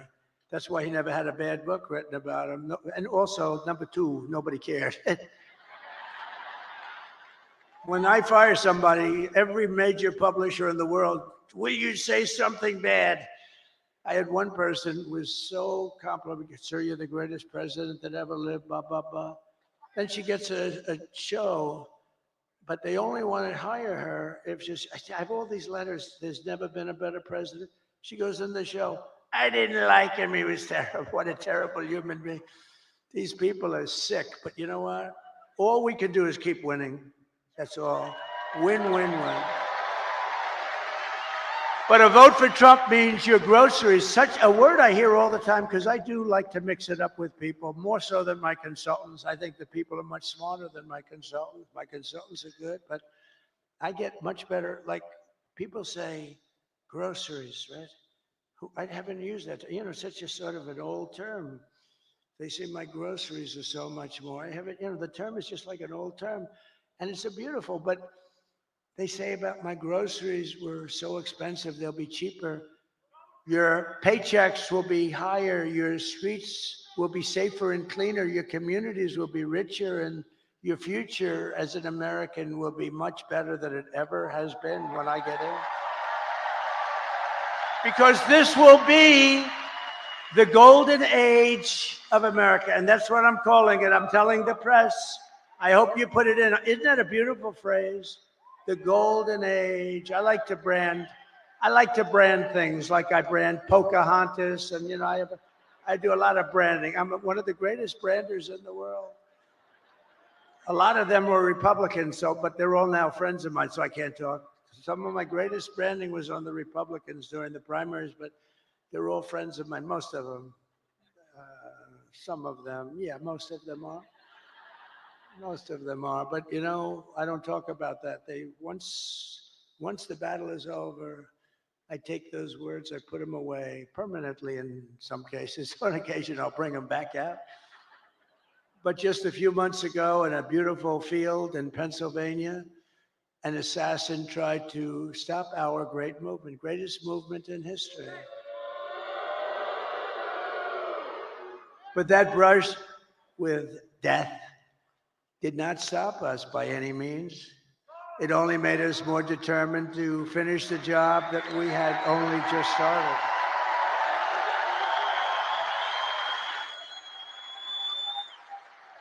That was not a pleasant day, I will tell you. That was not a pleasant day. But many people say that God saved me in order to save America. Many people, I've seen it so many times. And with your help, we will fulfill that extraordinary mission together. We're going to fill it together. We are going to fulfill it together. It's a beautiful expression. And, I think it might be true. I have sons that are here right now, Don and Eric, and they're great people. But they're really great shooters. They're like top of the line shooters. They know so much about it. They say it was almost impossible for somebody, a miracle. It was a miracle. That's the miracle right up there, right? But I didn't realize that. But from the distance that they were, they say it was a miracle. Well, if I didn't turn to the right to look at that beautiful graph that we had up having to do with illegal immigration. So illegal immigration saved me, can you imagine? And speaking of that graph, let me see that graph. I love it so much. I love it. I love it. I hug it and kiss it every night. I take it to bed with me. My wife thinks I'm crazy. I bring it to bed with me. Look, if I don't put that up, and it's never there, it's always there or there, but usually it's on the left. So if I look to the left, I'm gone. If I looked over there, but it's like, something happened. Something happened. Something up there happened. No, but think of it. So I said, just like I did right now. The shooter's right there, right exactly 90 degrees. That crazy guy, right there. And I said, let me see the graph. said, what the hell was that? But if I didn't turn, it goes a little, it's not good. You don't want to see that. So it was a miracle or a gift from God, maybe. Crazy. And when Don and Eric, who are really great shooters, they heard that, and then they heard the gun, they know exactly the gun, the AR-15. It's supposed to be very accurate and all that stuff. And this guy wasn't, he was at the range all the time shooting. He was supposed to be a good shooter. They said a bad shooter would hit it almost every time, a bad shooter. Don said it's the equivalent of sinking a 1-foot putt. That he put it in golf terms. I said, that's not good. Because for those that don't play golf, it's almost impossible to miss a 1-foot putt. And so it's amazing. So they were shaken up. They couldn't believe it. They actually said God did that because they didn't believe that they could. Now, it wasn't a miss. I mean, there wasn't, it ripped the hell out of it, but I consider that a miss. It ripped it up pretty good, and it was a very bloody mess. And the doctor, who was great in Butler, he said, sir, I want you to go with me to buy a lottery ticket because I've seen this. I've been doing this for 35 years, sir, and I've never seen anything like it. I've never seen anyone come out of it with that gun from that range. I said, he said, I want to buy a lottery ticket with you tonight. And I said, well, doctor, let's not do that. Let's see if we can get this sucker stop bleeding. But he told me the ear is the bloodiest part. You get hit in the ear, something to do with cartilage. So they thought I was hit all over. I said, I wasn't hit all over because I was down. And I wasn't hit all over. I said, I was hit in the ear. Now get me up, get me up. They said, sir. And they're touching all over this place because it was so bloody. They said, sir, you've been hitting other. I said, I'm telling you, it's funny when I was, the word surreal, right? When I got to the White House, I was standing right outside and then inside the Lincoln bedroom, the bedroom of Abraham Lincoln, his wife, his son, Tad, who died actually as a very young boy, very young. It was a very rough time for them. They were suffering tremendous melancholia. They called it, they were melancholy. Melancholia, they called it, not depression. It's the same thing, but in those days they call it melancholia. But I was in the Lincoln bedroom, so famous, all the furniture just the way it is. And he was very tall. He was 6'6". That's like the equivalent of a Barron Trump today.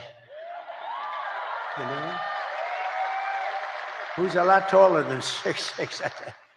He's a good-looking guy, but he is tall. And but he was 6'6". In those days, very unusual, but he was tall. And then you put his hat on, which was another foot, right? So he was a pretty tall guy. But the bed was very long. You could see it was elongated. But I was there, and it was like a really surreal. I was with the First Lady, who was very popular, who got the #1 book in the country. Can you believe it? Paul Melania, go buy it. Go buy that book. Go buy that book. It's great. I was a little nervous when I started reading it. I said, this could be very bad for me. Releasing a book before the election could be very dangerous for me. But no, it's a great book, and she's a great writer, actually. She wrote a note at the convention. Remember the note she wrote? It was so well crafted that these guys right here wanted to put it as part of the platform. It was unbelievable. The book is unbelievable. So go get it for Christmas or something. But it was just, when I was in the Lincoln bedroom, it was a surreal experience. It was like an outer body, they call it, experience. And it just was like, it was something unbelievable. I said, can you believe this is where we are? And I was not a Washington person. I was only there 17 times, according to the fake news. But I think it's right.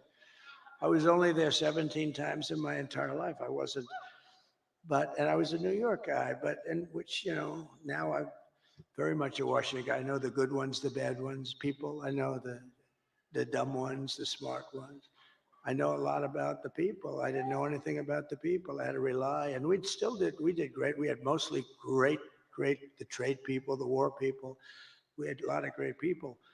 But when I was on the ground, there was no surreal experience. I knew I was shot in the ear. And I was telling Secret Service, and let me tell you, they were damn brave. I went down fast because, I looked, there was blood all over my hand. I said, this is not the normal situation. It's either the largest mosquito in history or I got hit by a bullet. And I followed my hand down.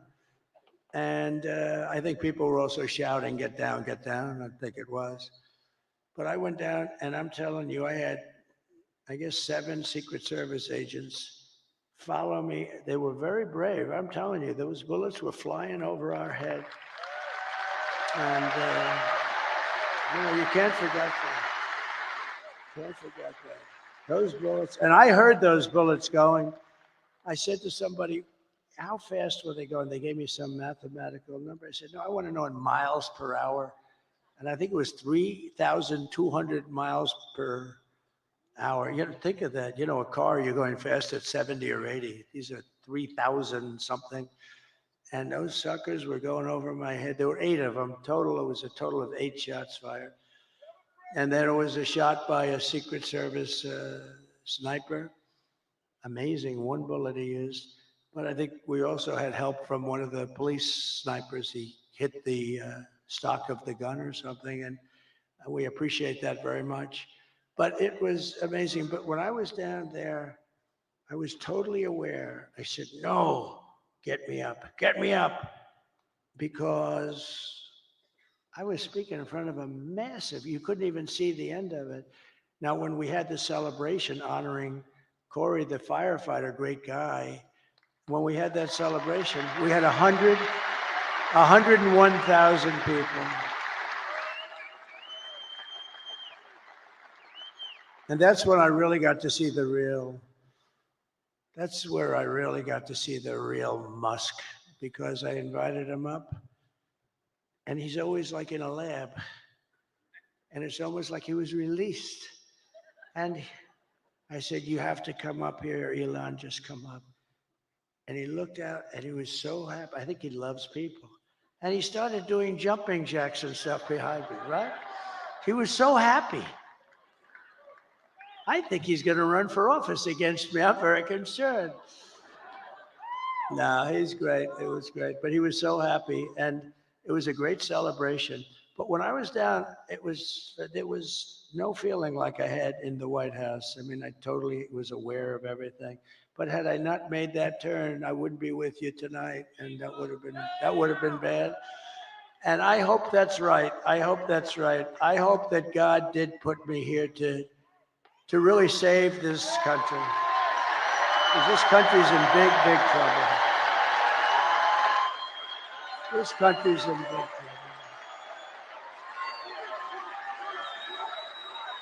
I hope so. To every person and every citizen across this land, I am asking for the honor of your vote. I don't want your money. Most people want your money. I don't want any money. All I want you to do is go out today. Sounds a little strange. Go out today. Meaning go out in a few hours, okay? This guy's complicated because it sounds so much better when you say tomorrow when it's night, but that's okay. I want to be exactly accurate for them. But go out today and vote. And I guess 7 o'clock or whatever time it is, doesn't matter. And we're going to have the greatest victory in the history of our country. And as your president, I will fight for you every single day with every breath in my body. Together, we will save this country, this great country that we love. We will defeat the corrupt system in Washington, because I'm not running against Kamala. I'm running against an evil Democrat system. These are evil people. I wasn't running against Biden either. He was stuck in a basement. I didn't even run against him. No, we're running against a very evil system, and we have to defeat that system. And America's future will be an absolutely incredible one As we stand on the brink of rescuing our country, I want to take a moment to thank the millions of hardworking men and women who are the heart and soul of this, the greatest movement of all time.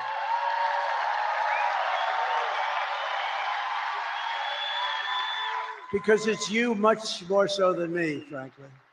You're incredible people. You built this country, and you're going to save this country, but you're incredible people. You're really incredible people. And as I said in the very beginning, this isn't my campaign. This is your campaign. This is a great campaign that's now it's 9 years, and we've been fighting side by side every step of the way. We've been together.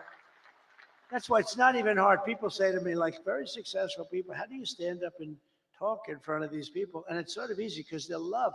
It's love in these rooms. I just left Pittsburgh, Pennsylvania, fly up here, and the love was the same. It's such love, and it's not hard to do. It's, you know, it's much harder to do when you have people screaming at you. But there's love in this room. I think there's love in the whole country. I think it's a much bigger movement than we even understand. I think we're going to end up getting numbers that are far greater than we would expect. But you've given your time, your money, and your whole heart for this cause, and your support means more than anything you can even understand. It's amazing. I love you all. You're very special. This is my last rally. Can you believe it? The rallies, these big, beautiful rallies, there's never been anything like it. And there never will be anything like it. And it just happened.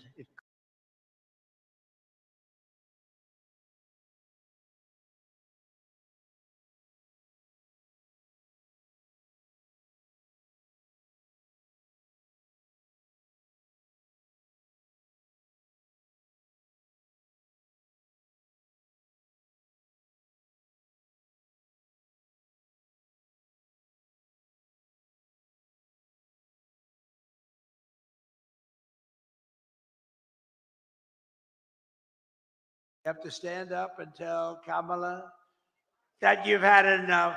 You can't take it anymore.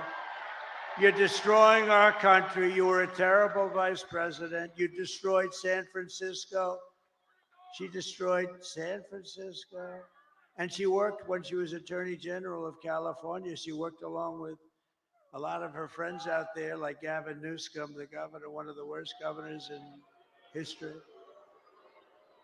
and destroyed the state. I mean, more people moved out than moved in last year, first time ever. That's never happened before. You're going to say, Kamala, you're horrible at your job. You don't know what you're doing. You're a low IQ individual. We want smart people. We want cunning people. We're dealing with the smartest people in the world. We don't want you negotiating nuclear deals because you don't know what the word nuclear means. Kamala, you're fired. Get the hell out of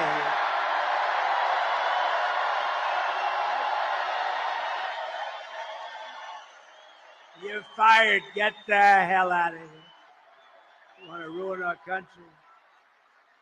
If we win Michigan, we win the whole thing, the whole thing. Over the past 4 years, Kamala has orchestrated the most egregious betrayal that any leader in American history has ever inflicted on our people.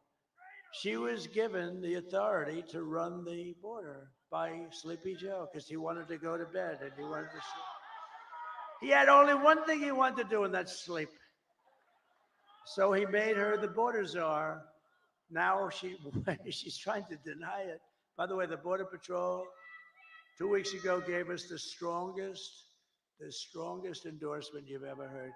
They said he's the greatest president in history and the best president on the border by a factor of 10. And I said to them, does that mean I'm better than Abraham Lincoln and George? What? Yes, sir, you're better than both of them. I had one problem. I had one of the guys that came up, and they all, like 10 guys, they all made speeches. He's like 36. He said, sir, you're the greatest president in my lifetime. I said, I like the first guy better. I like Lincoln and Washington better than 36 years, right? But he meant well. But you know what? In terms of the border, what we did, we built all that wall.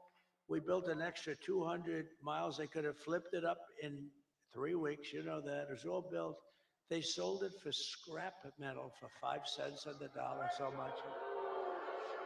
And that's when I realized they actually want open borders.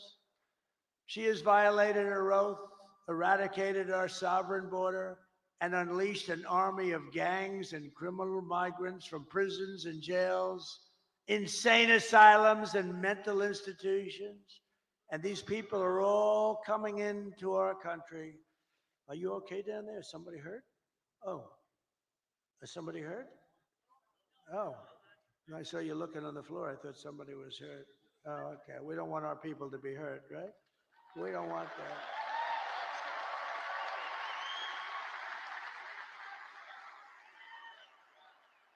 But all around the world, they come from Venezuela, they come from the Congo in Africa, not just from South America, they come from all over the world, and they're stealing countless American lives. They're killing a lot of our people, a lot, far more than anybody thought even possible.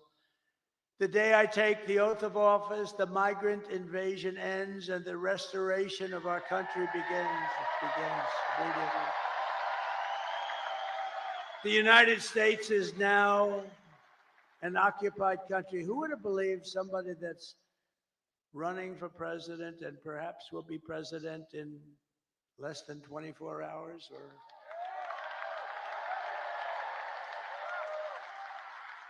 or maybe it will take these machines that we pay so much for 2 weeks. Can you believe it? You know, if you used very highly sophisticated watermark papers, it's more sophisticated than the machines. Paper, highly sophisticated. Okay, if you used paper, and if you used voter ID, and if you had 1 day, and you, in addition to voter ID, you have a proof of the fact that you're a citizen of our country, which would be nice, you would have the results tabulated like in France. They had 37 million people. The results were tabulated at 9:30 in the evening. They had a winner, they had a loser, and they went home. And here's the other thing. I know nobody's very cost conscious anymore. 8% would be the cost compared to the cost of these very highly complex machines. And Elon Musk told me, he probably knows more about computers than any man in the world. He said that machines don't work because they're easily violated. Now, this is the smartest guy in the world, the guy that runs rockets with computers, and saying the computers are far more important than the engines. I mean, nobody knows anything like this. But if you used paper, it's 8% the cost of the other. It's more accurate. And you don't have 12-day waits. And then what the hell's happening in the inside of those machines if you wait? We want the answer tomorrow, tonight.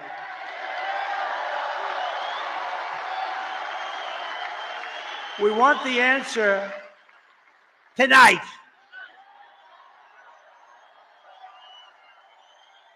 They spend all this money. And old-fashioned paper is much less expensive. And you know what? It's more accurate. It's much better. Something's going on with this. I mean, what the hell are they doing?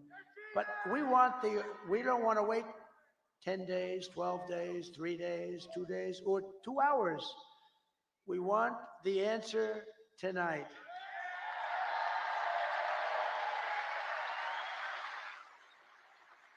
So we live in an occupied country, and I will tell you, we will be an occupied country no longer. This will take these young guys, these have military type equipment, highest grade, highest level, supreme military equipment. Where the hell did they get this stuff?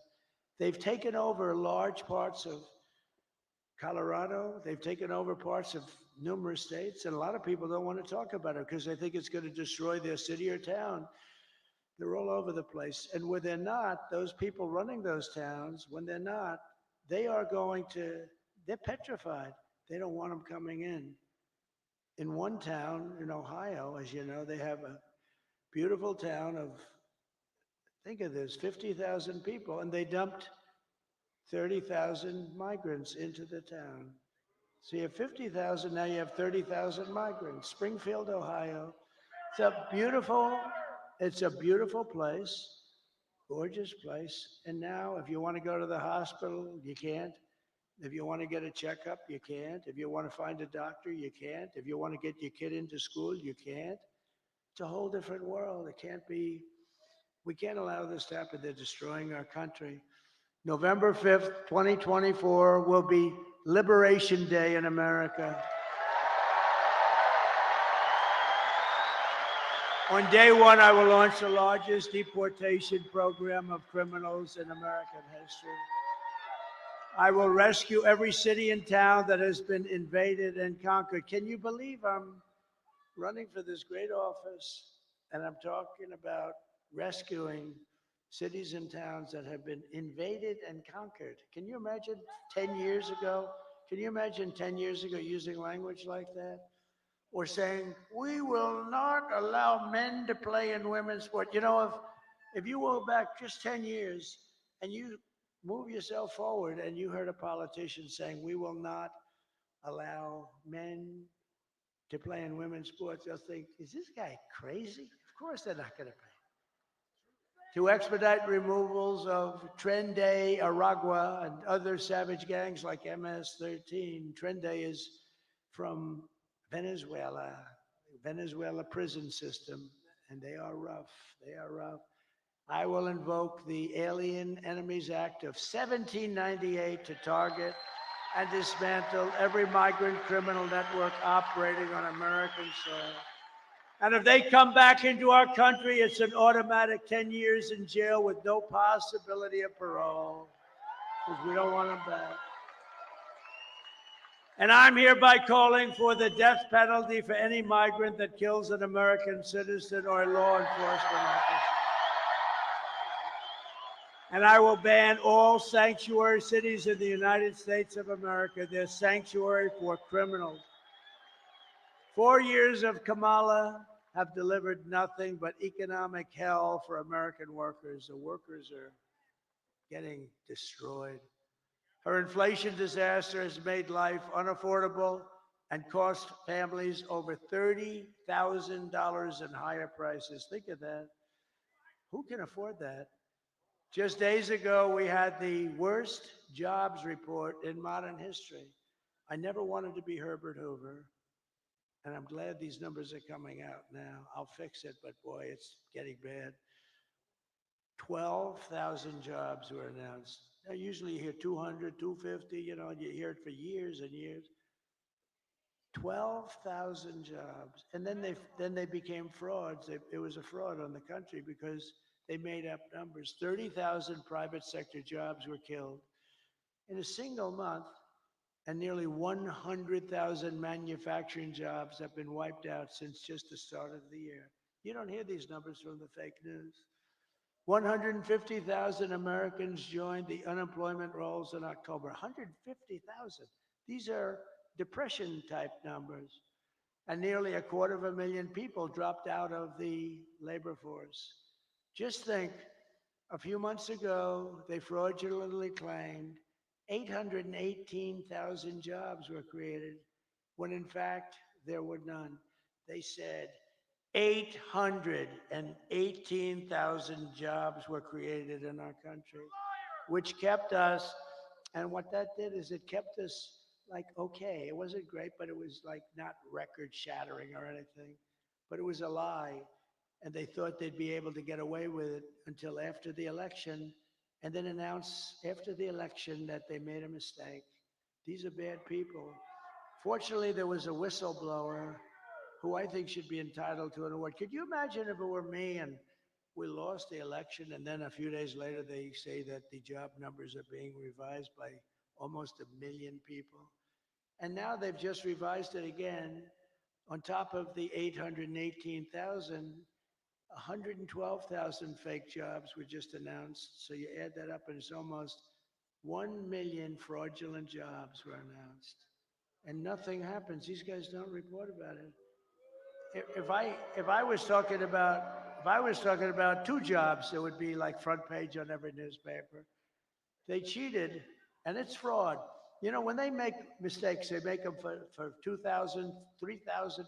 There was never 818,000 jobs right before the election were announced, and they turned out to be a fraud. And they were going to announce the revision after the election was over. What the hell kind of an election would that have been? So I want to thank this whistleblower. Meanwhile, 100% of the net jobs created in the last year have gone to migrants. Think of that, 100%.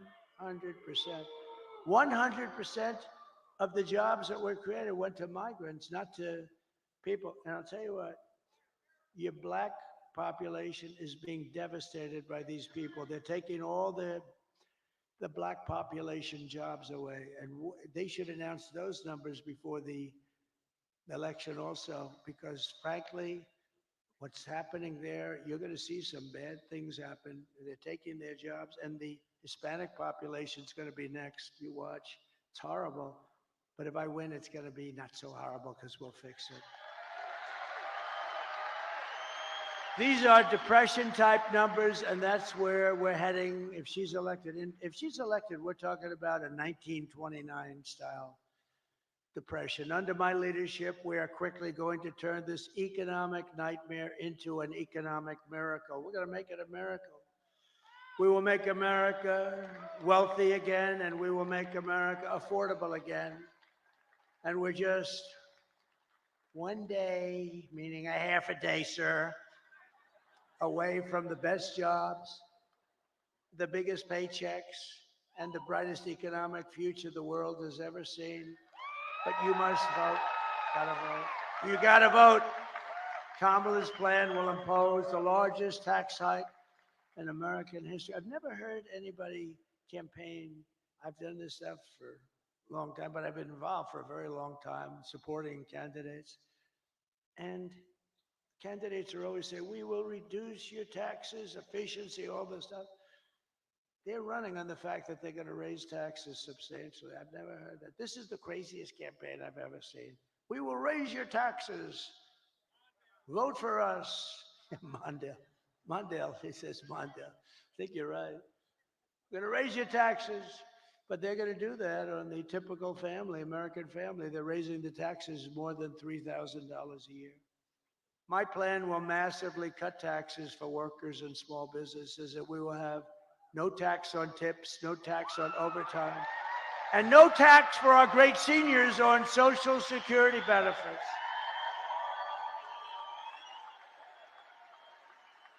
To rapidly reduce inflation, I will end Kamala's war on American energy, and we will drill, baby, drill. We're going to drill, baby, drill. And I will cut your energy prices in half within 12 months. Okay, when that happens, everything's coming down. The donuts are going to come down. The food is going to come down. As we say, the groceries. I just told the story in Pittsburgh. A woman, elderly, goes to a supermarket and takes 3 apples and brings the apples to the counter. And then she realizes that the price went up yet again. And she doesn't have the money for them. And she excuses herself. She walks back to the refrigerator, puts the apple back in refrigeration, and walks back and buys the 2 apples. That shouldn't be happening in our country. That should not be happening, and we're not going to have it happen long. I will cancel Kamala's insane electric vehicle mandate. And I will make interest on car loans fully tax deductible. So how about that? Nobody, people, the most brilliant people, is that Scott Bessent over there? Where's Scott? Scott, stand up. He said he's one of the most brilliant people on Wall Street. Do you agree, Scott, that you're one of the most brilliant people on Wall Street? Because everybody else says it. He's too shy to say it. But he's a genius. You know what his theory is? The stock market is the only sign of life.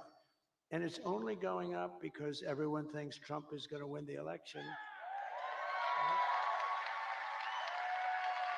And others too. Others too. I'm seeing it a lot. I think they're following your lead. But I appreciate that confidence. It's very nice. He's a brilliant guy. But so they call up and they say, brilliant guys are calling me up. And they say, where'd you come up? Want a car loan?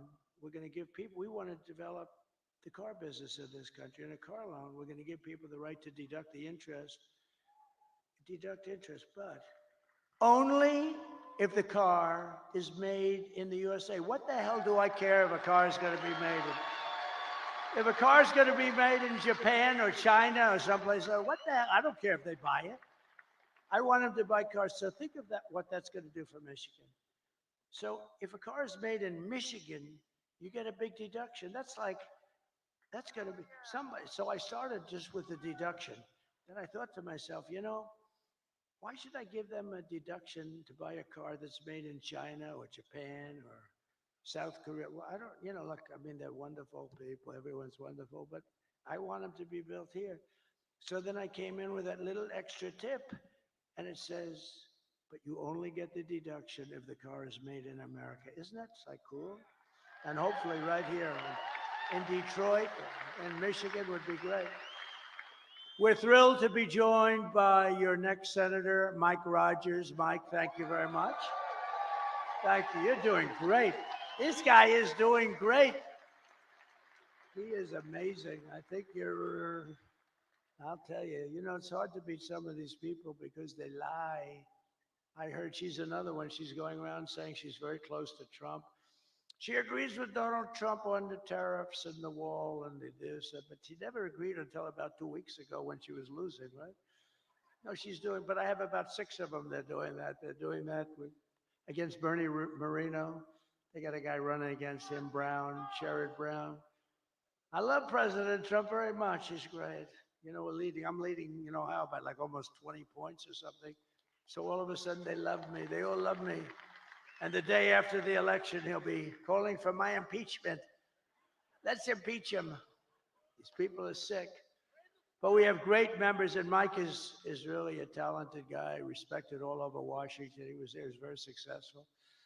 And I hope he can represent you because he's going to be one of the stalwarts. He'll be a leader. Thank you very much. And also members of Congress, John Joyce, Bill Heisinger, Tim Walberg, John Molinaire. I saw you guys. Very good speech you guys made. Boy, you really were rocking them, huh? You guys, very different styles, but tremendous talents and really good. Thank you very much. They really are tremendous. You have a great bunch here. I don't say that with all states. Some states I'm not so thrilled, but that's okay. And governors, Sarah Huckabee Sanders. Where's Sarah? She's so great. She is so great, right? Proud of her. I saw her father the other day. I served on a panel with him. And I said, you know, Mike, I think you're great. He endorsed me when I was running. He gave me a 4-page endorsement. And I think the endorsement was put out before I finished my speech. And I said, you know, you're great. He said, well, I appreciate that, but my daughter is far greater. How about that? Is that nice? My daughter is greater, he said. And he's not a man without an ego, I will tell you, right, Sarah? But he said, my daughter is greater. That's beautiful. That's a beautiful thing that he said. He's an incredible guy. And Doug Burgum, who's become one of the real stars of the party. And Catherine, stand up. I first noticed Doug by looking at Catherine. She was riding a horse in an ad. I said, who the hell is that? But I don't look anymore. No, beauty doesn't mean a damn thing to me anymore. It doesn't mean anything, but I did notice there was a woman, and to the left there was a man riding, but I didn't notice him so much. But it was this couple. And you know the ad I'm talking about. It was beautiful. It's like the most beautiful. He looked like the Marlboro Man. Whatever happened to him? But what a combination. And he's become one of the most successful governors. What he's done with the fracking and with the oil and gas and everything has become. something special. He's done a great job. Thank you both very much for being here. Appreciate it. And former Congresswoman and Democrat candidate for president who did very well. I've watched her for a long time. She's a woman of incredible intelligence, but maybe more than anything else, unbelievable common sense and very, very special. She just joined the Republican Party, by the way. She was an independent for years. Tulsi Gabbard. Tulsi, thank you.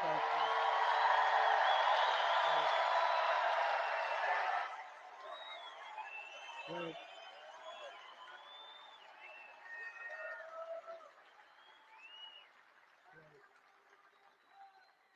And a man who's very special with a great talent. He was the ambassador to Germany. And I'll never forget when I took him out, the happiest person in the world was Angela Merkel. When Rick Grinnell was taken out, this was the best day in Angela's life. He was not your typical ambassador. He was somebody who would say, this is no good, what's happening? And actually it was a love-hate. They really loved him, but they said he's a smart one. He was wise to what they were doing. Rick Grinnell, where's Rick? Thank you. Thank you, Rick. And a woman who ran a very good race. It was a hard race because, you know, she believes in things and she believes in them very strongly. And I say you always have to stick with your beliefs. It's very tough.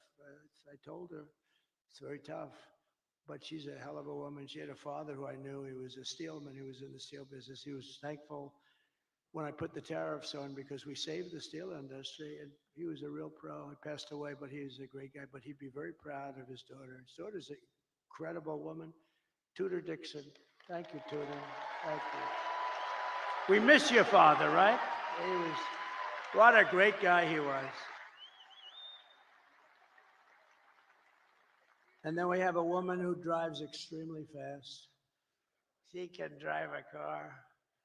And, you know, just very successful, won races, but she was very successful. It takes tremendous courage and strength and everything else. It takes everything. I think driving those cars at 220 and 240 miles an hour, boy, you got to be brave. Probably have to be a little bit crazy, Danica Bradrick, right? You have to be a little crazy, right? But it's Danica. Such an honor to have you involved, Danica. Such an honor. She's so smart. We were talking about, I just can't believe it how I was asking her questions on the plane over about how do you do it? How do you do it? Because, you know, they had me in one of these cars that start the race and I'm sitting in the car and we're going like 60 miles less than what you travel at. And I'm saying to the driver, you okay? He was okay. But it's an honor to have you involved. You're really special, a really incredible athlete. She's an incredible athlete. And another person that was very honest and very talented and doing an incredible job, but she was extremely honest. And sometimes you can be honest and it doesn't work out, but it's actually worked out really well because she's doing phenomenally well, better than before. Sage Steele, thank you very much, sir.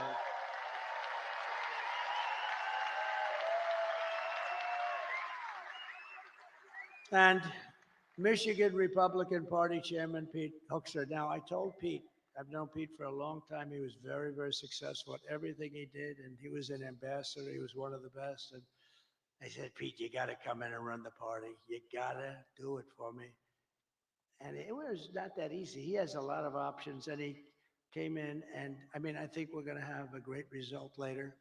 But Pete came in and ran the party, and I'll tell you, it is so organized. It's so professional. I think we're going to win. I mean, I think we're going to win in Michigan. Seems to be. We can't let them forget that I stopped that big Chinese plant in Mexico, Pete. Put that on top. But no, that was the thing. Nobody else would do that. I did it without being president. They just said, but they know it's not going to be easy for them. They won't. They're going to. Let's put it this way, if they build it, they're going to lose their ass, okay? So I want to thank you, Pete. You've done incredible.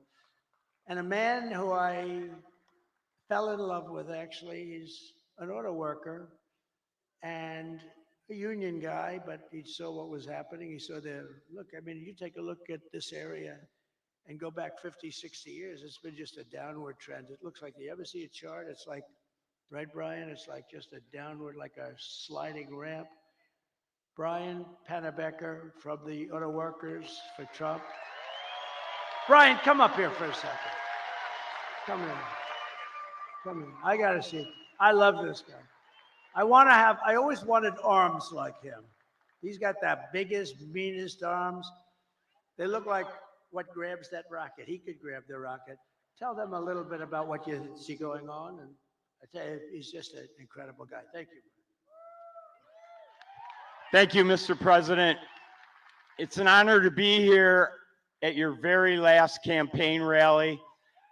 I gotta give a shout out to Scott Hagerstrom right out here. He brought me to Novi when you were holding a rally there in September of 2016. You were a candidate before you were president, and I got backstage and got to meet you. And I told you the little song about Macomb County, home of the Reagan Democrats. I said, Mr. Trump, if you come to Macomb County and ask for the Reagan Democrats support, which is basically the UAW members, and I got a few of them here with me tonight. I said, if you come to Macomb County and ask for the Reagan Democrats support and you get it, you might win Macomb County big enough to carry the whole state of Michigan. I said, Mr. Trump, if you win Michigan, we both know what that means. You win the White House. And that's exactly what happened. So we're going to do it again this year. The UAW represented auto workers are going to vote 65% or more for Donald Trump for president. And we're going to carry Michigan again. Thank you, brother. I love you. We all love you. Thank you, Brian. Great guy. Great guy. And you're a great guy. I appreciate that support. I appreciate that support. Thank you very much. It's terrific. You gave us a beauty there, didn't you, huh? He's a worker. Michigan Senate Republican leader, Eric Nesbitt. Eric, thank you very much. Great job. You're doing beautiful. And Michigan House Republican leader, Matt Hall. Tremendous guy. The great Steve Witkoff, great businessman, the most generous person I know. He gives a lot of money. Every time there's a hurricane, he wants to give money, and he's just great. And Howard Lutnick, he's working along with my children and Linda McMahon, who's fantastic, and they're working on transition. But I said, don't worry about transition. Let's win this thing first. Okay, we'll work on transition. But he's one of the most respected people on Wall Street, rebuilt his firm after it was taken out of the World Trade Center by that horror show act. Long ago now, but it's still very emblazoned in all of our minds. But so Howard, thank you very much. Howard Lutnick, thank you very much. And my great children, should I have them come up real fast? Okay. Don, Eric, Tiffany, Laura, Michael, come on up here.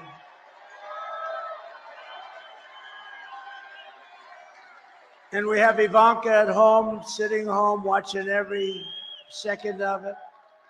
And we have Barron, my beautiful boy, Barron. Barron, he knows more about computers than anybody.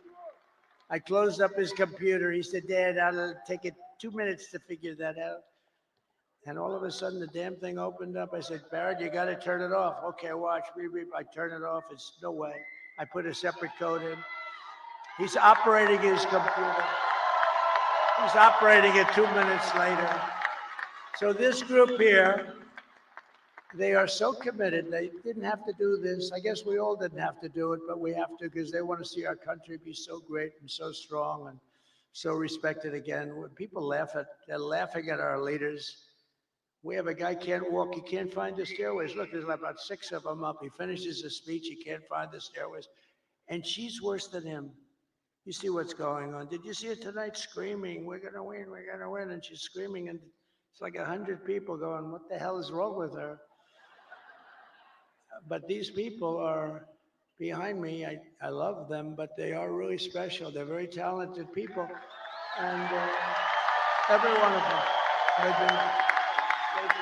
Maybe I'll ask Laura to start and say a couple of words. Could I do that? She's the chairman of the party, comes from North Carolina. I wanted her to run for the Senate. There was nobody could have beat her. But she said, you know, I have a great husband and I have beautiful kids, and I really want to focus on them for a little while because she's been working hard.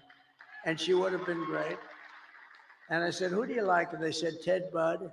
And I went to Ted. I said, Ted, do you like it? He said, but I'm not going to run if Laura runs. I said, well, she wants you. She likes you a lot. And he's become a great senator, but she could have. But then she becomes like the chairman along with Michael Watley. Is Michael Watley here someplace? Yes. And I wanted, the mayor of Hamtramck is here. Come here. I didn't see, I see you. This is, you got to come up here, please. This guy has been with us almost from the beginning. He is, I'm so glad we got to see you. Hi, Michael.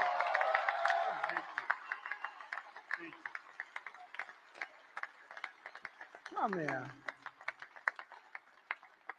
He has been an unbelievable unifier. This is one of the greatest men in your state, and I want to just thank you. Come here, say a couple of words.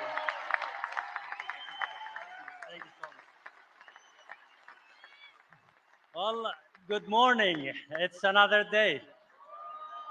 I spoke earlier before you came, and I told the crowd that tomorrow, or today actually, is going to be a historic day, and we shall celebrate a historic victory today.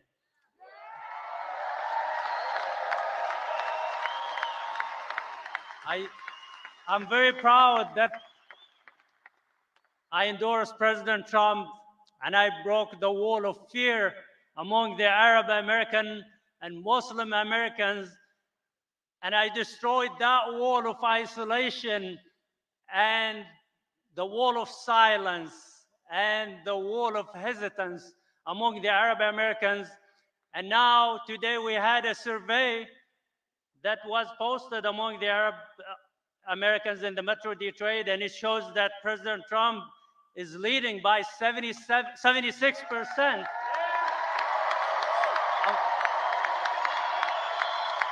And Harris earlier had 3%, and the rest was for others.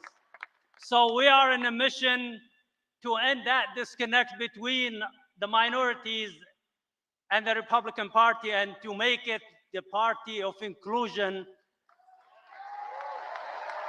And we are in a mission, which is the priority for us today, to send President Trump back to the White House. So like I said earlier, he has done everything possible to gain your support. He told me last Friday that it was 62 days of hard work with no break and no rest, and today it's 65 days with no rest. So he has used everything possible to gain your support. Hard work, seriousness, comedy, sarcasm, everything. So how is he a threat to our democracy, as the fake news keep saying, and the other party?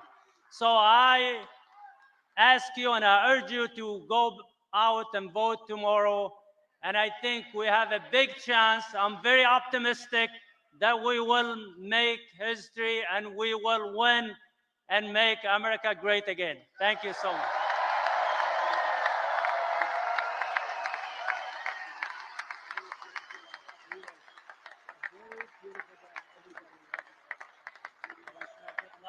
Very optimistic. Great guy. He's a great man, and I'll tell you, you have hundreds of thousands of people that follow, and that could be a very big difference. The Democrats are not happy about this. This was supposed to be their vote, and they're not at all happy. But really great young guy. He's a young guy, And wow, what a leader. So thank you very much. If we win this state, you're going to be very responsible for it too. And I think we will.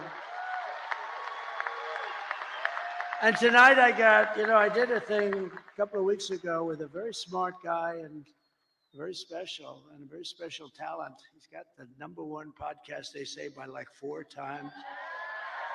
Joe Rogan. And a lot of people thought they loved that. It was 3 hours. Oh, it was so terrible because I did it. And I said, Joe, I got a rally of this size waiting for me in a very far away place. I'm going to be very late, like 2.5 hours late. But we kept talking. It went 3 hours and 15 minutes or something. Then when I got up there, it was cold, a little bitter, and everybody waited. Nobody left. And I explained to him, look, Joe is the #1 guy. He kept me late, but I'm doing it because we have to win.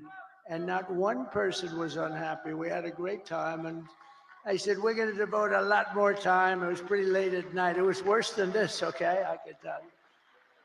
But Joe Rogan just announced, and he doesn't do this at all. I don't think he's ever done it, but he just announced that he's giving me his complete and total endorsement to be an Wow. So, Laura, would you say a few words, please?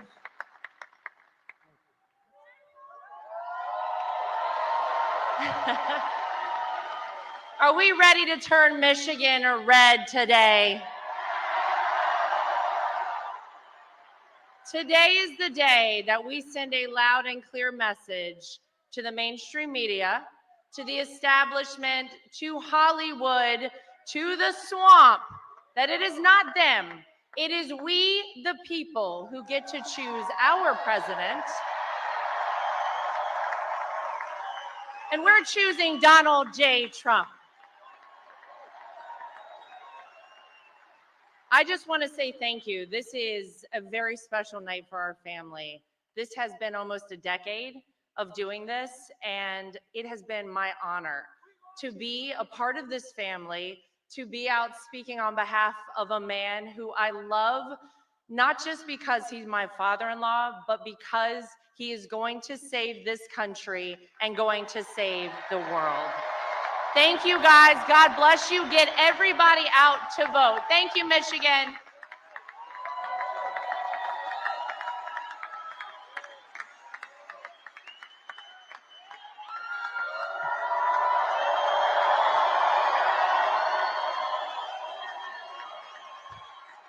Thank you, guys. Today, when you wake up with not very much sleep, you got to get to the polls. You got to bring your friends and your families and your loved ones, and we have to make it too big to rig.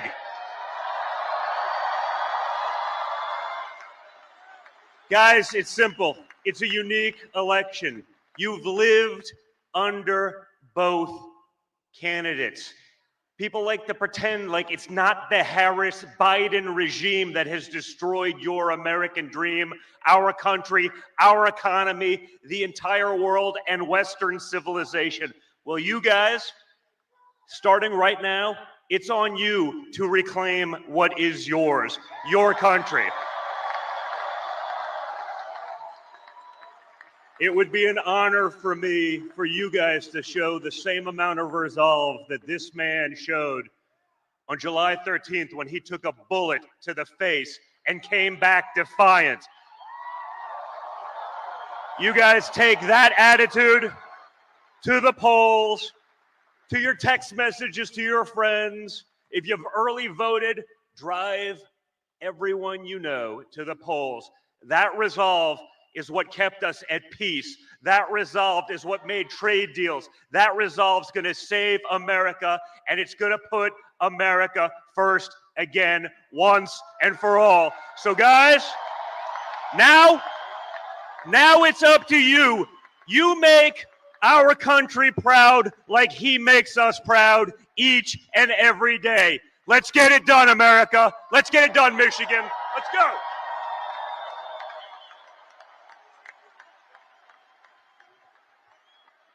Well, good morning, Michigan.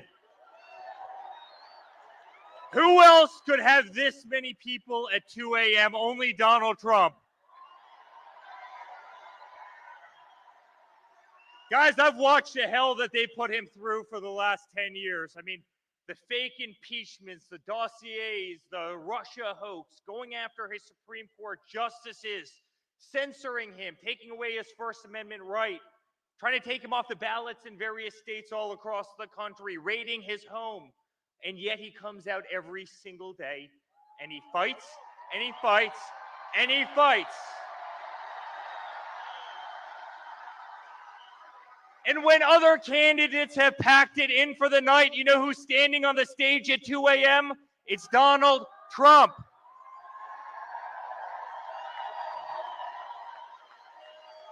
America, it's time for us to pick our fighter, and it's that man right there.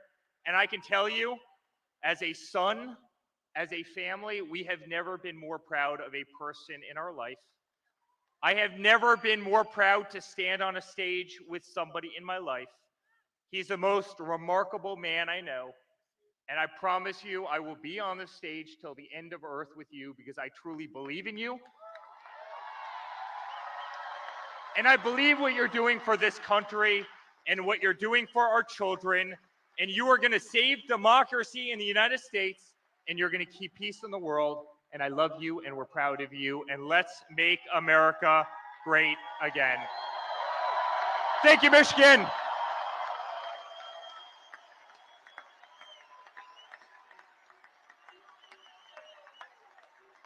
Hello. So my father has never stopped, and he will never stop working for you guys. So let's get out there. Let's vote for prosperity. Let's vote for the future that we want to have for our children and for our future generations. Thank you.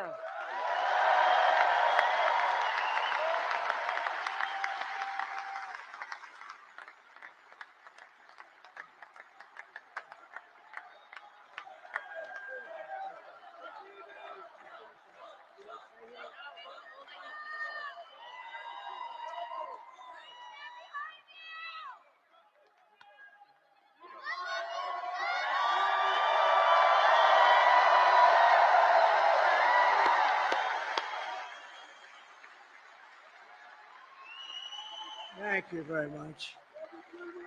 They're my kids, but I'll tell you, they're very good people. They're good people. They're great people that love our country, and they're working. They don't have to do this.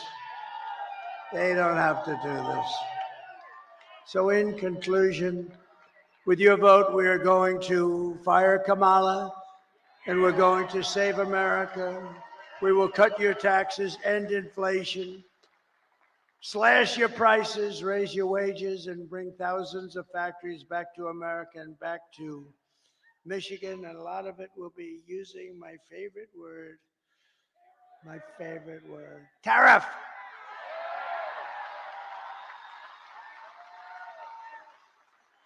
One of the things I'm going to do, I'll give you this as a little insight. I just announced it in Pittsburgh. I didn't think it's become a very big story already. So we're going to tell Mexico, you're killing tremendous numbers of our people by allowing China to send their fentanyl through your system and through your country. And we're going to give them a little period of time. But we don't want drugs coming across our border or any border. And whether it's Mexico or Canada or wherever, because they're starting now in Canada, they're starting to go up north. But whether it's Mexico or Canada, we're going to explain to them quickly that if you allow fentanyl and these drugs to come through your country, we're going to charge you large-scale tariffs on everything you send into the United States.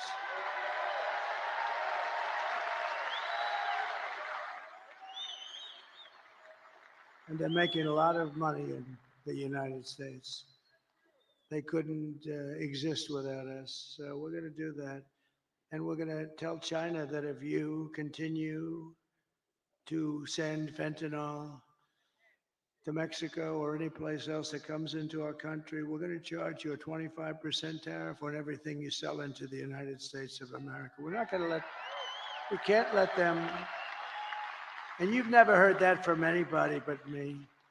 And I've had it in my mind for a long time, but I didn't want to tell these guys about it because they'd only screw it up like they do everything else. But I say it now because now we have the election coming up in a matter of hours.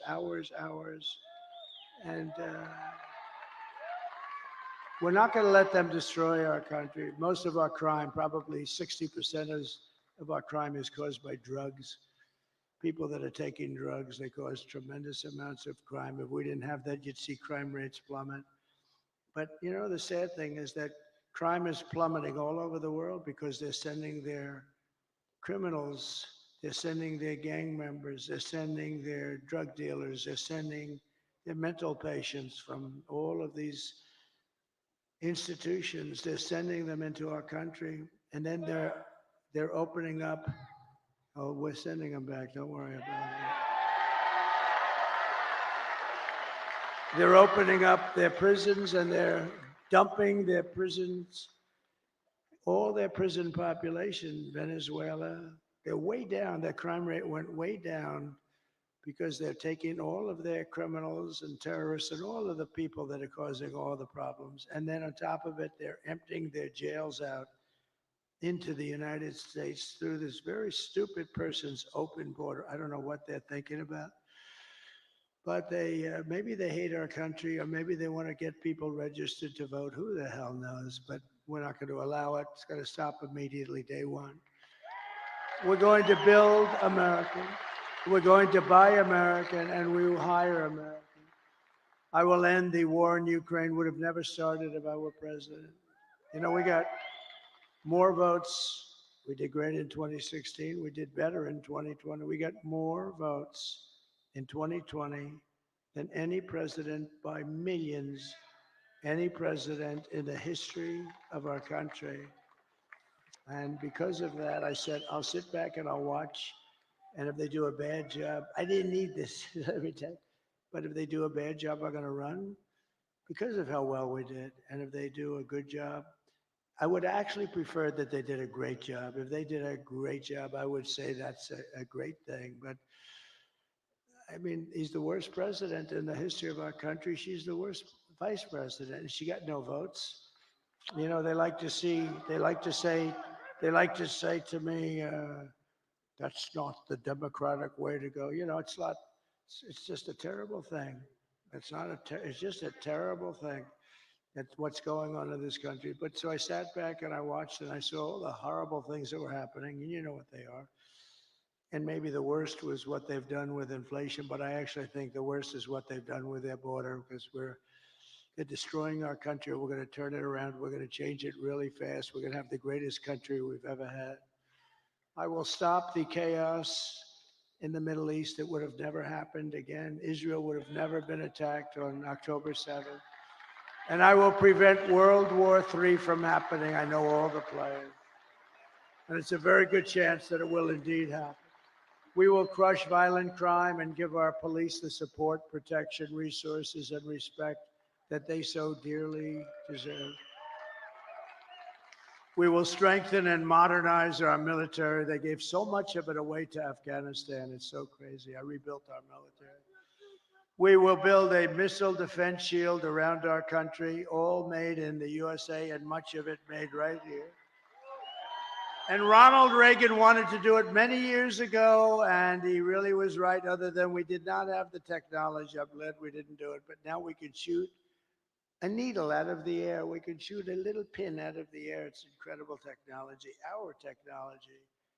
We will rebuild our cities, including our capital in Washington, D.C., which is in terrible shape, with graffitis on the beautiful, incredible marble columns, and painting the lions and burning the American flag. What they did a month ago was terrible.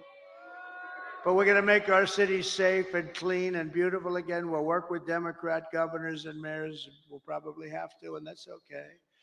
We will teach our children to love our country, to honor our history, and to always respect our great American flag.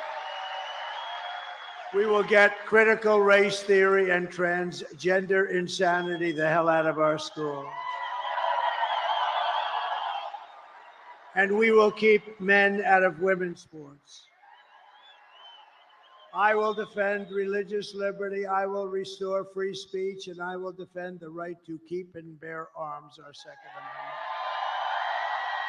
And after years of building up foreign nations, defending foreign borders, and protecting foreign lands, we will finally be going to build up our borders, build up our country, and build up and protect our citizens. It's time. It's called America First. We're going to put America first. We put America last. They put America last. We put America first. And it doesn't mean we're into isolation. We're not. We're going to help the world, but we have to straighten ourselves out or we won't be able to help anything. And we will stop illegal immigration once and for all. We will not be invaded. We will not be occupied. We will not be overrun. We will not be conquered. We will be a free and proud nation once again, and that will take place rapidly. Everyone will prosper. Every family will thrive. And every day will be filled with the opportunity and hope. And maybe above all, the American dream will be back. It's going to come back. We're bringing it back for your children. And we're bringing it back for yourselves.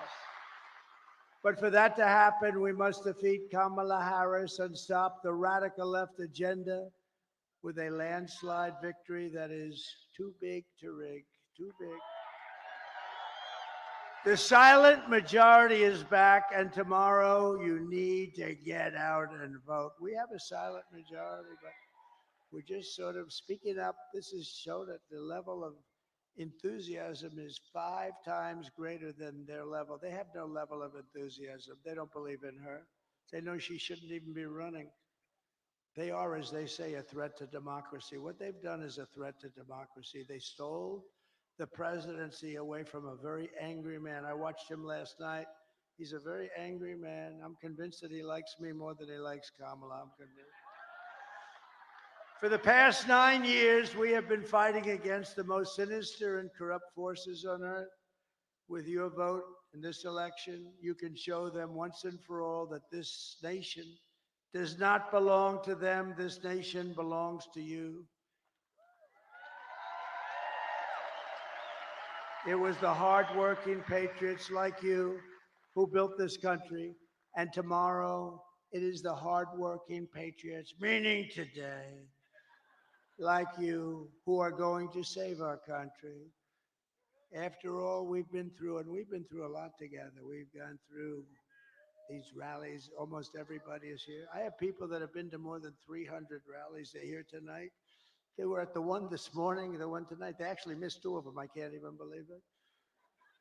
But these are incredible people and incredible patriots.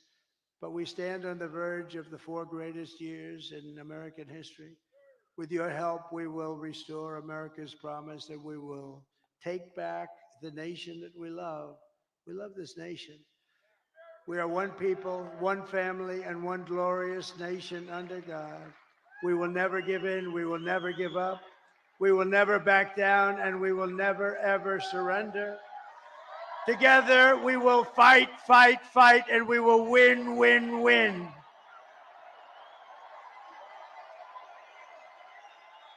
November 5th, today, will be the most important day in the history of our country. And together we will make America powerful again.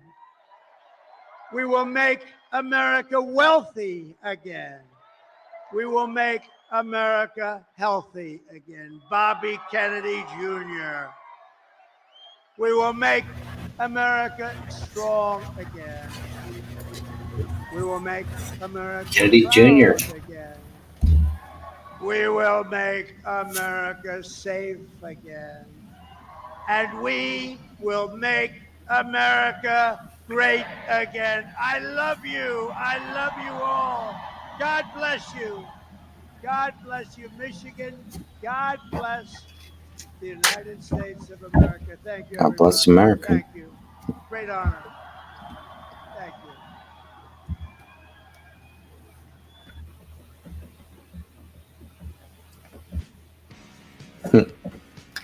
All right. Well, that is a wrap, as they say. Wow. What a way to end all of this here. So tomorrow, we'll see what happens.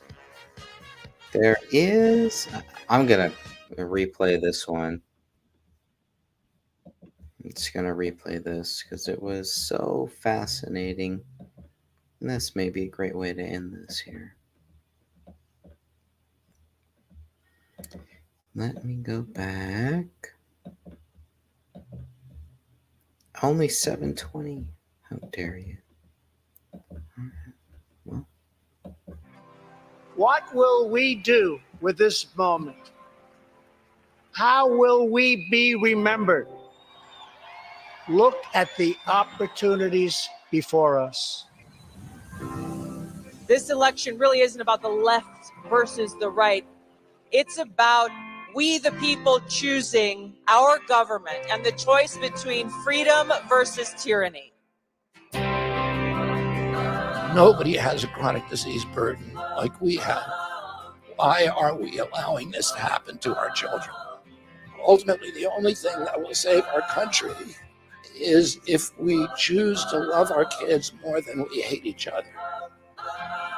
What is going on here is deeper than politics. It is deeply spiritual. We are being called to rise above the hatred and the fear and the evil. We need to remember above and beyond that we must love our neighbors, that we must treat other people as we hope to be treated. You want to be a rebel? You want to be a hippie? You want to stick it to the man? Show up on your college campus and try calling yourself a conservative. America is going to reach heights that it has never seen before. The future is going to be amazing.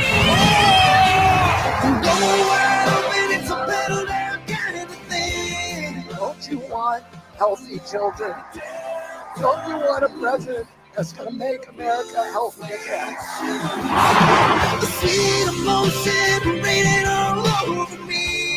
I come to you today as a former Democrat. I will be a first-time Trump voter tonight.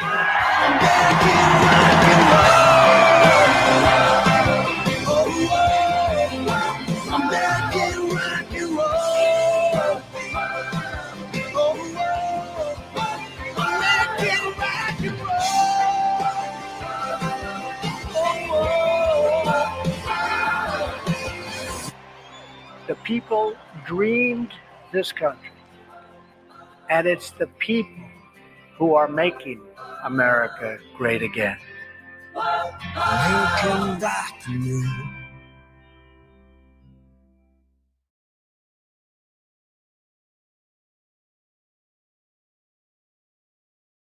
Only until recently when she became the presumptive nominee. This is coming from the same Kamala Harris who told us the border's secure. You might not remember this. Would you call the border secure? I think that there is no question that we have to do what the president and I asked Congress to do. Is the first request we make. Pass a bill to create a pathway to citizenship. The border is secure. You're confident this border is secure? We have a secure border in that is a priority for any nation, including ours and our administration. Now, before Kamala, under Donald Trump, the border was secure, record low crossings, but then came this border czar Kamala Harris and a flood of unvetted Harris-Biden illegal immigrants, nearly 12.5 million of them. She knew the border wasn't secure. She knew millions of these illegal immigrants were unvetted, pouring into our country each and every year. That included murderers, rapists, known terrorists. We don't know where they are, but they're in the country. We're coming in record numbers from over 180 countries, including Iran, including Syria, including Afghanistan, including Egypt and Venezuela, and tens of thousands from China and Russia. Murderers, rapists, gang members, other violent convicted criminals were entering our country, are here now. She knew that billions of taxpayer dollars, your money, were being spent on food, housing, healthcare, education, childcare for illegal immigrants. But this is what Kamala supports. In fact, she chose a running mate, Tim Walz, who advocated for taxpayer-funded college tuition for Harris Biden illegals and legal driver's licenses as well. Kamala herself supporting taxpayer-funded sex change operations for convicts and for her illegal immigrants. It's crazy. I know. It almost sounds like impossible to believe, but it's true. That is who you might be voting for tomorrow. Now, America's border crisis is par for the course. For years, Kamala advocated for open borders where illegal immigration is decriminalized, so it's mission accomplished for Biden's borders are. Take a look. You support giving universal health care, Medicare for all, to people who are in this country illegally? Let me just be very clear about this. I am opposed to any policy that would deny in our country any human being from access to public safety, public education, or public health, period. If someone crosses over the border, it's illegally, it is illegal, and you would decriminalize it. I would not make it a crime punishable by jail. It should be a civil enforcement issue, but not a criminal enforcement issue. On the subject of transnational gangs, let's be perfectly clear. The president's medieval vanity project is not going to stop them. Listen, I think there's no question that we've got to critically re-examine ICE and its role and the way that it is being administered and the work it is doing. And we need to probably think about starting from scratch. That is the real Kamala Harris. That is the Kamala Harris that has been protected her entire campaign by the state-run media mob. Not only does she want to decriminalize the illegal immigration, she also seems to have a very soft spot in her heart for violent criminals and rioters. You might recall, the media didn't remind you during this election year, the summer of 2020, 574 riots, 4 days after a police precinct was burned to the ground in Minneapolis. She promoted a Minnesota bail fund, raising money to get violent offenders back on the streets. And again, 4 days after a police precinct burned to the ground. And then she went on CBS, Colbert, and said, those rioters, they're not going to stop, and they shouldn't stop. And I'm not going to stop supporting them, in case you forgot. This is a movement, I'm telling you. They're not going to stop. And everyone beware, because they're not going to stop. They're not going to stop before Election Day in November, and they're not going to stop after Election Day. And that should be, everyone should take note of that on both levels, that they're not going to let up, and they should not. Is Liz Cheney watching? Beware, take note. They're not going to stop and shouldn't stop. So Kamala seemingly wants to decriminalize left-wing violent riots, illegal immigration. But if you are a law-abiding American, don't you dare utter the words illegal alien or radical Islamic terrorism. You need to be courageous, according to Kamala. Take a look. You must have the courage to object when they use that term, radical Islamic terrorism, which ignores how Muslims have overwhelmingly been the greatest victims of terror. And we must also have the courage to reject that term, illegal alien. I have seen some of the worst of criminal behavior. For anyone struggling with ear ringing, do not drink cold water. You may not know this, but the biological reason. I have seen the worst of crime. An undocumented immigrant is not a criminal. In contrast, no one values freedom of speech more than Donald Trump. Meanwhile, Kamala Harris doesn't just want to censor your speech. She wants to ban a lot of things like private health insurance. She said it in her own words. Take a look. You support the Medicare for All bill, I think initially co-sponsored by Senator Bernie Sanders. You're also a co-sponsor on it. I believe it will totally eliminate private insurance. So for people out there who like their insurance, they don't get to keep it? Well, listen, the idea is that everyone gets access to medical care, and you don't have to go through the process of going through an insurance company, having them give you approval, going through the paperwork, all of the delay that may require. Who of us has not had that situation where you got to wait for approval and the doctor says, well, I don't know if your insurance company is going to cover this? Let's eliminate all of that. Let's move on. government-run health care, even for illegal immigrants, and no private health insurance. She also wants to get rid of the Second Amendment in spite of claims to the contrary and disarm law-abiding American citizens. Her mandatory gun buyback program, I'd call that gun confiscation. All right, You that's decide. okay. Yeah, I just can't take too much of the blowhard. Let's go to Gutfeld. I think he's got some good stuff. This would probably be a good way to end this here. He's funny.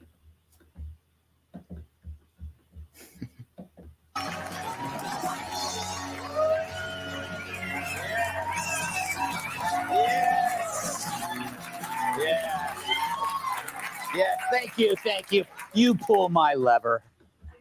Happy Monday, everyone. So I voted earlier today, and this is a sticker that poll workers gave me. Very cute. Here in NYC, this is the sticker they're giving the Venezuelan gang members. Check it out.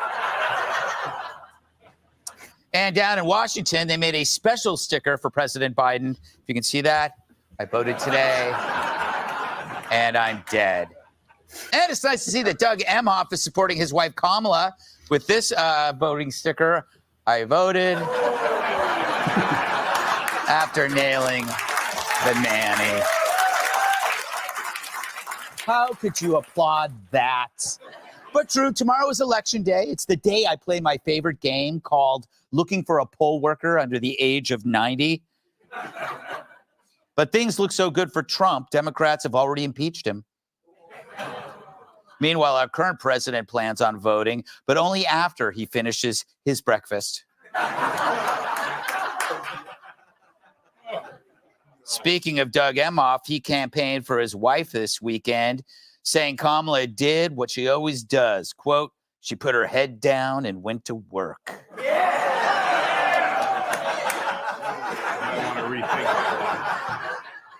And that's exactly what we need in the Oval Office, said one man.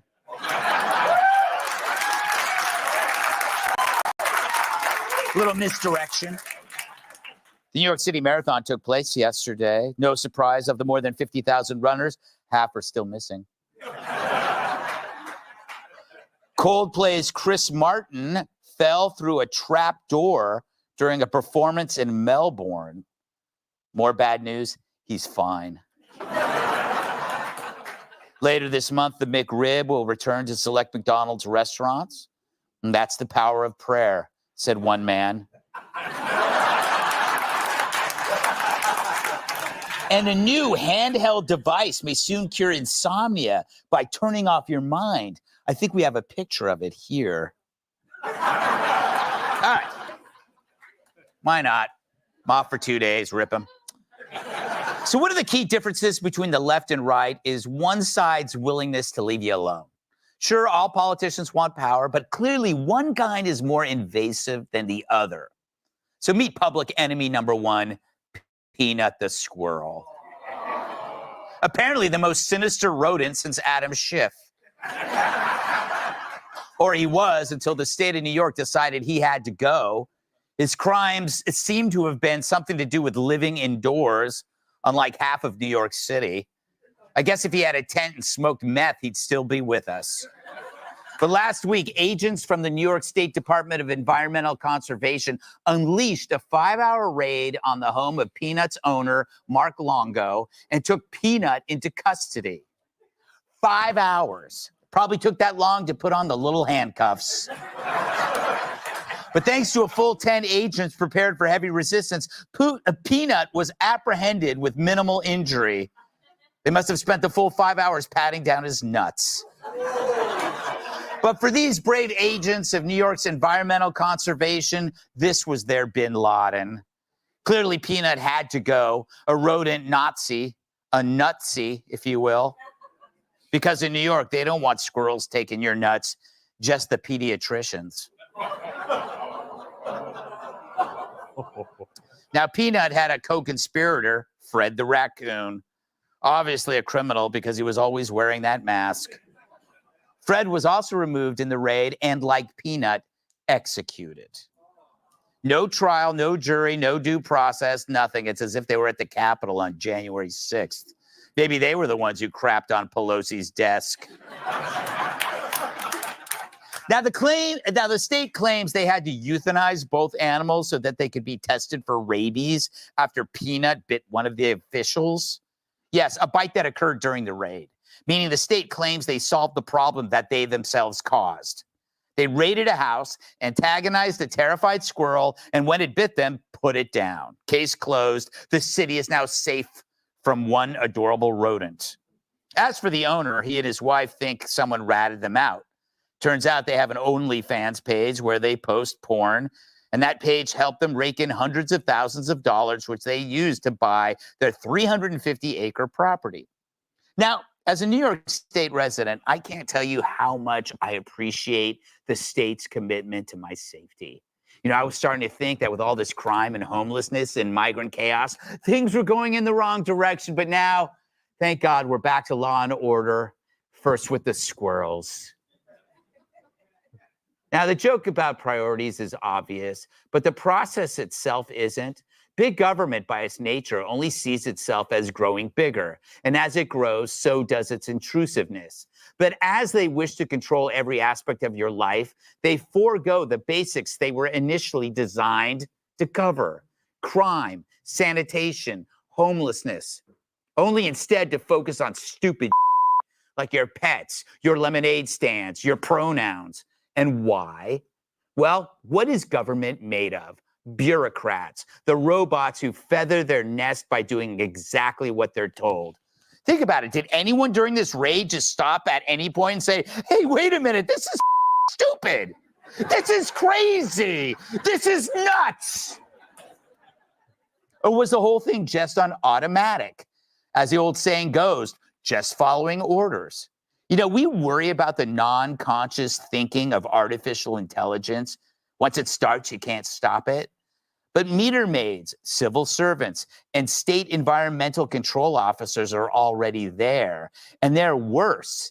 They're just following the Democrat policy with the power of judge, jury, and executioner.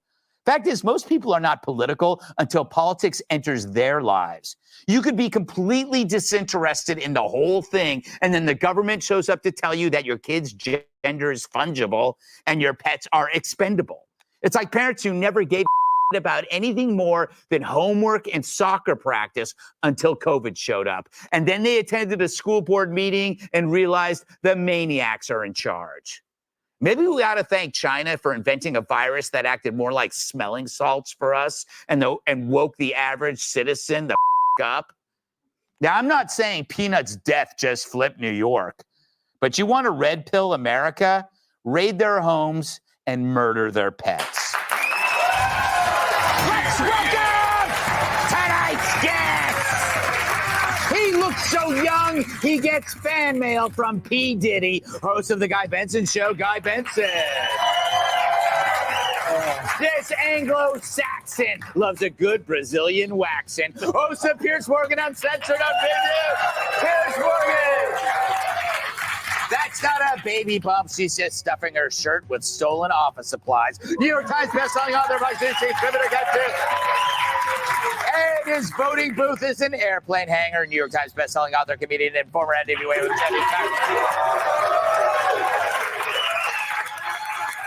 Darius, I'm going to you first because out of everybody here, probably in this studio, you own more pets? No, I don't, Greg. That's not true. Okay. I don't own any animals, Greg. Oh, you okay? No, you think I want these mother coming to my house? Around and find out. What this bothered me on a personal level, and I don't understand. Their excuse was that Peanut bit them. Yeah. What did Fred do? Giggle? Yeah. You know what I'm saying? They. This is what these officials do. Now, I had a similar thing happen to me where a person.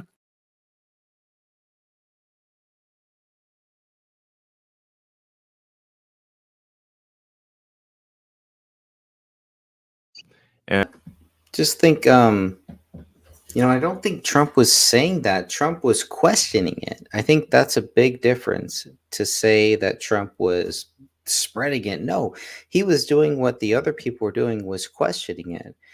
Was there something? What was the issue with Obama's birth certificate, but I don't believe Trump was saying one way or the other. And I've read Trump's book, and I've seen what he has said in his multiple books back here that I have right back here, all 7 books that I think are really good. But I don't think Trump was spreading it. I think Trump was doing what we all should do, is ask the question, okay, if there's no issue with Obama's birth certificate, then let's get that out there. Then let's just, Trump's big thing during that point was to say, look, if there's no issue, put your birth certificate out there and end the drama. Obama never did that. And that's what I think Joe Rogan is missing. And I'm sure there's going to be some follow-up for this. This is good, though. Enjoy the first 3 minutes of my new movie, Am I Racist?, the #1 documentary of the decade. Take a look. It really wasn't that, though. It was a big deal because all Obama had to do was show his birth certificate, and that would have ended everything. That would have ended the whole thing, and he didn't do it. That's what it was like.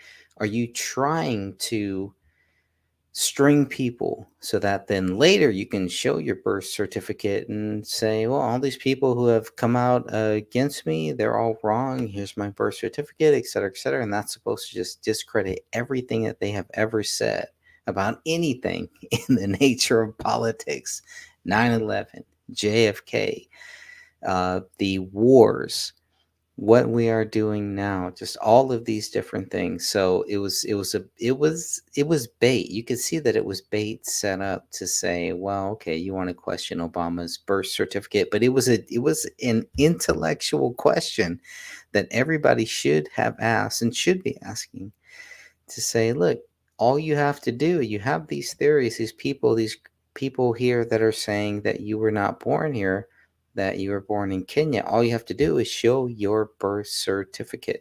That's it. That's all you have to do, and that ends that whole issue. But it's almost like they want to keep the conspiracies going. I'm kind of shocked Joe Rogan kind of is talking about this. It's a good conversation. They keep saying that. And Hulk Hogan has said this too, and a lot of other people have said this too. Like, everything they accuse Trump of doing, this is what they do. They are doing it. So you can see, okay, so if you want to know what they're doing, all you have to do is look at what they accuse Trump of doing. That's what Elon Musk is. Come get your free portfolio checkup. Schedule a call at empower.com. What if I told you that you could block all ads or get paid to see them? My name is Brandon Moore. I'm an engineer here at Pi, and I've been here since the beginning. Once you install our ad blocker, you will be able to see how much exact screen real estate that you lose to these ads on sites that you see and visit every single day. My role at Pi is that I am one of the engineers that build the backend systems to make sure that you get paid for the ads that you see. We are trying to change how people interact with the internet. At Pi, we give our users the power.